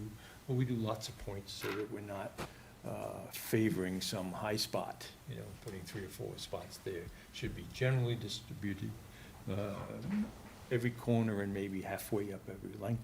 Get a realistic average. And since it's the finished grade, we have as a tool open to us a little stone wall or whatever it takes to make it work. But we've looked at it, I've looked at it, I've known that that would come up eventually, there can't be no height. And for a house that has almost all of its square footage on the first floor, I don't really see going further than 35 feet. So, and how do you understand what the 2-story means in terms of how you measure that? That's tougher because I think it requires a lot of regrading around the house, and I'm hoping that the regrading can be done. It's not going to be to the advantage of the site. So the grading You that's can- currently on the plans has, a lot of it, some of it is just natural topography where you have a basement that Yeah. sees daylight, right? So that's considered a basement, right? And then, Yeah, I think there's a definitional issue. The general bylaw speaks to basement as a component of a story. Some of the bylaw sections and other parts of the bylaw that are specific to overlays or different areas are silent with respect to the treatment of basement. This bylaw is silent with respect to basement as a story. It speaks to basement with respect to the total gross floor area, but it doesn't speak to at all as a basement. And I think you look specifically to how each bylaw addresses the definitions of height, story, et cetera. And where they're silent, I think in this case, it was a clear understanding as the site was being designed and developed that we were stepping through a fairly significant set of grade changes, that basements were going to be, different heights relative to the grade. There was a clear intent to limit fill and removal, no more than 3 feet, except where not possible. And so it's a balancing, all of that. And I think it's pretty clear that, the silence associated with the notion of basement and story is a significant silence. I think it's clear, it's important that you evaluate it, in that way. so because we're going to be relying upon when you submit your drawings to the building department though, right? Because that's when it'll be determined. That's the point whether it where, meets it. that's where, the point where the rubber meets the road, is where, 39 different building permits will be issued. Woodmere has a building permit for every building. Any comments, questions? Not tonight. I agree with your points about the garage. I would, garage doors, I would like to see any creative ideas there. Any Rich, any other comments? Nope, not right now. Okay, Thank you for the comments. okay, thank you. Thank you. You're welcome. And again, appreciate the work that's done. The effort's there. It's 10:30. Do you want to sort of call a halt now? Do you want to keep Yes. moving on? Do we want to think about what's Let's talk about what's going to be What's on happen on the March 7th, 7th? okay? March 7, March 14? Yes, Jack? Excuse me, I'm Jack Dolly from Northland. At one of the meetings, you asked for sample boards, and I wanted to just tell you that I did them, and they're here, and they're going to be parked in the back, so if you want to look at them, or the public wants to look at them, I'll unwrap them and leave them here. And this nice model, You have some here too, right? The Yeah. window, that's the window. you have I'll do this material board after. too? Is that a material board as well? Yeah. Do you have Thank you. a few minutes to look at them now? I'm just going to get it out so you know they're here, and then Yeah, I'll next time. give you an idea. What Jim and my team did was try to just 5 or 6 boards here. I'll unwrap them, leave them, but they're supposed to correspond to the different segments of the property. There's a shingle, there's a paint color, there's a shutter color, there's a garage door color, and there's a detail sheet of the parts and pieces. And then this is the window, and this is actual material sample, right? Yes. Okay, thank you. Thanks, that's great. So in terms of going forward, I think this is the last big data dump, if you will, that we've had. It's, you know, we've got construction management and sequencing. But other than that, we've got landscape.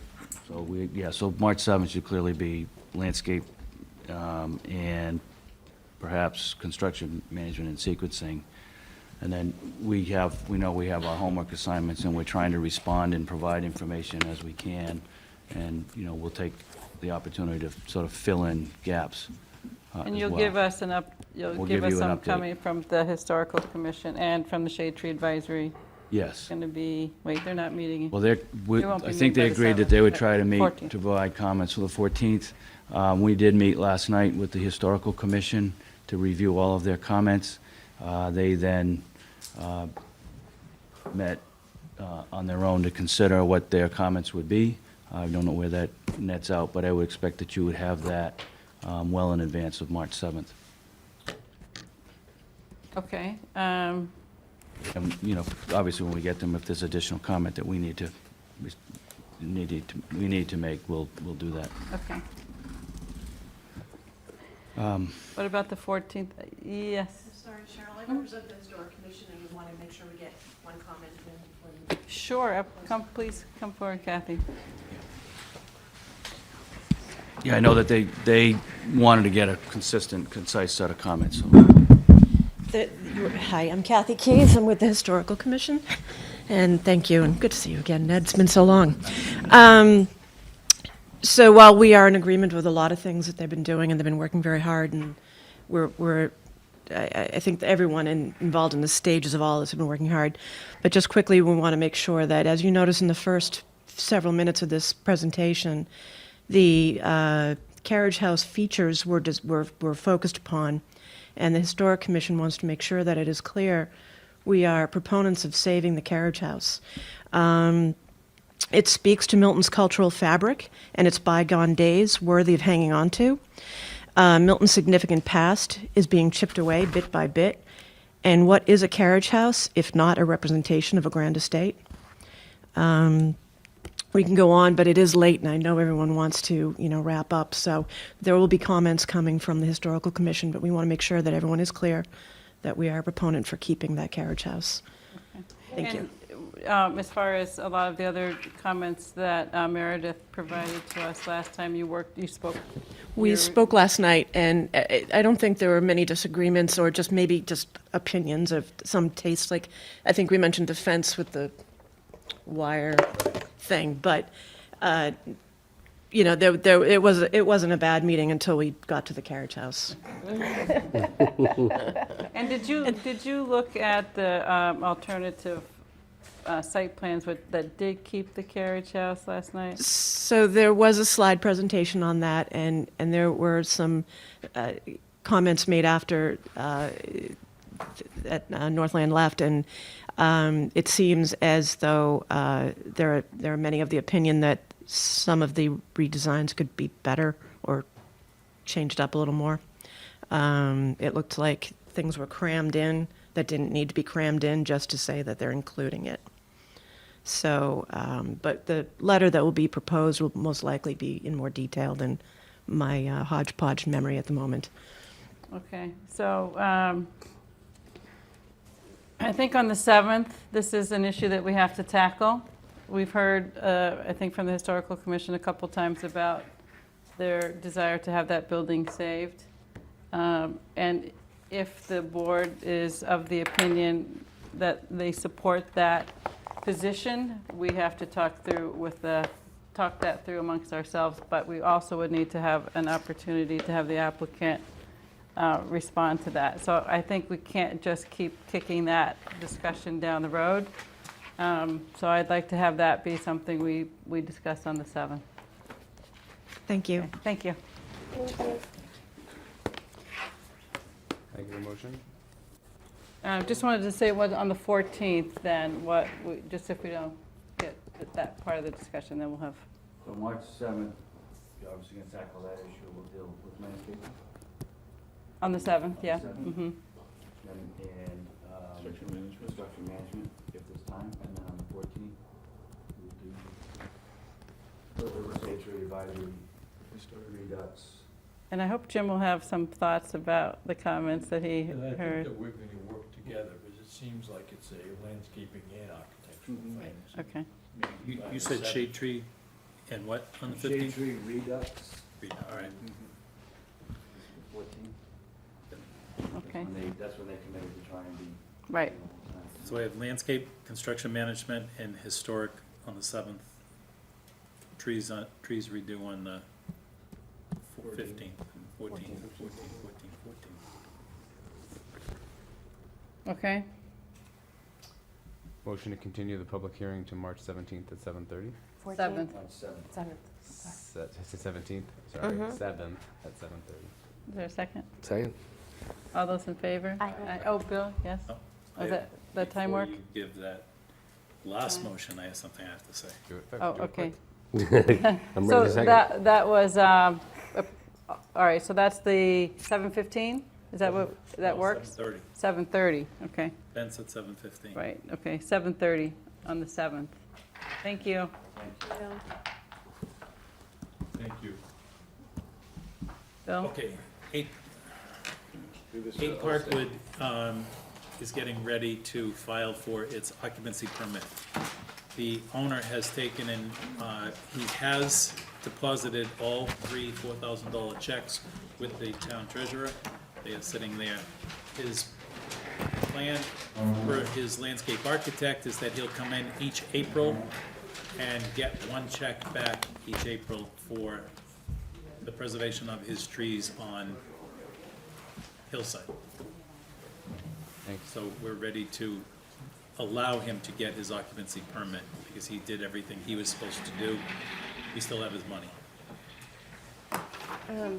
Could we have the shade tree check to see that the trees are healthy?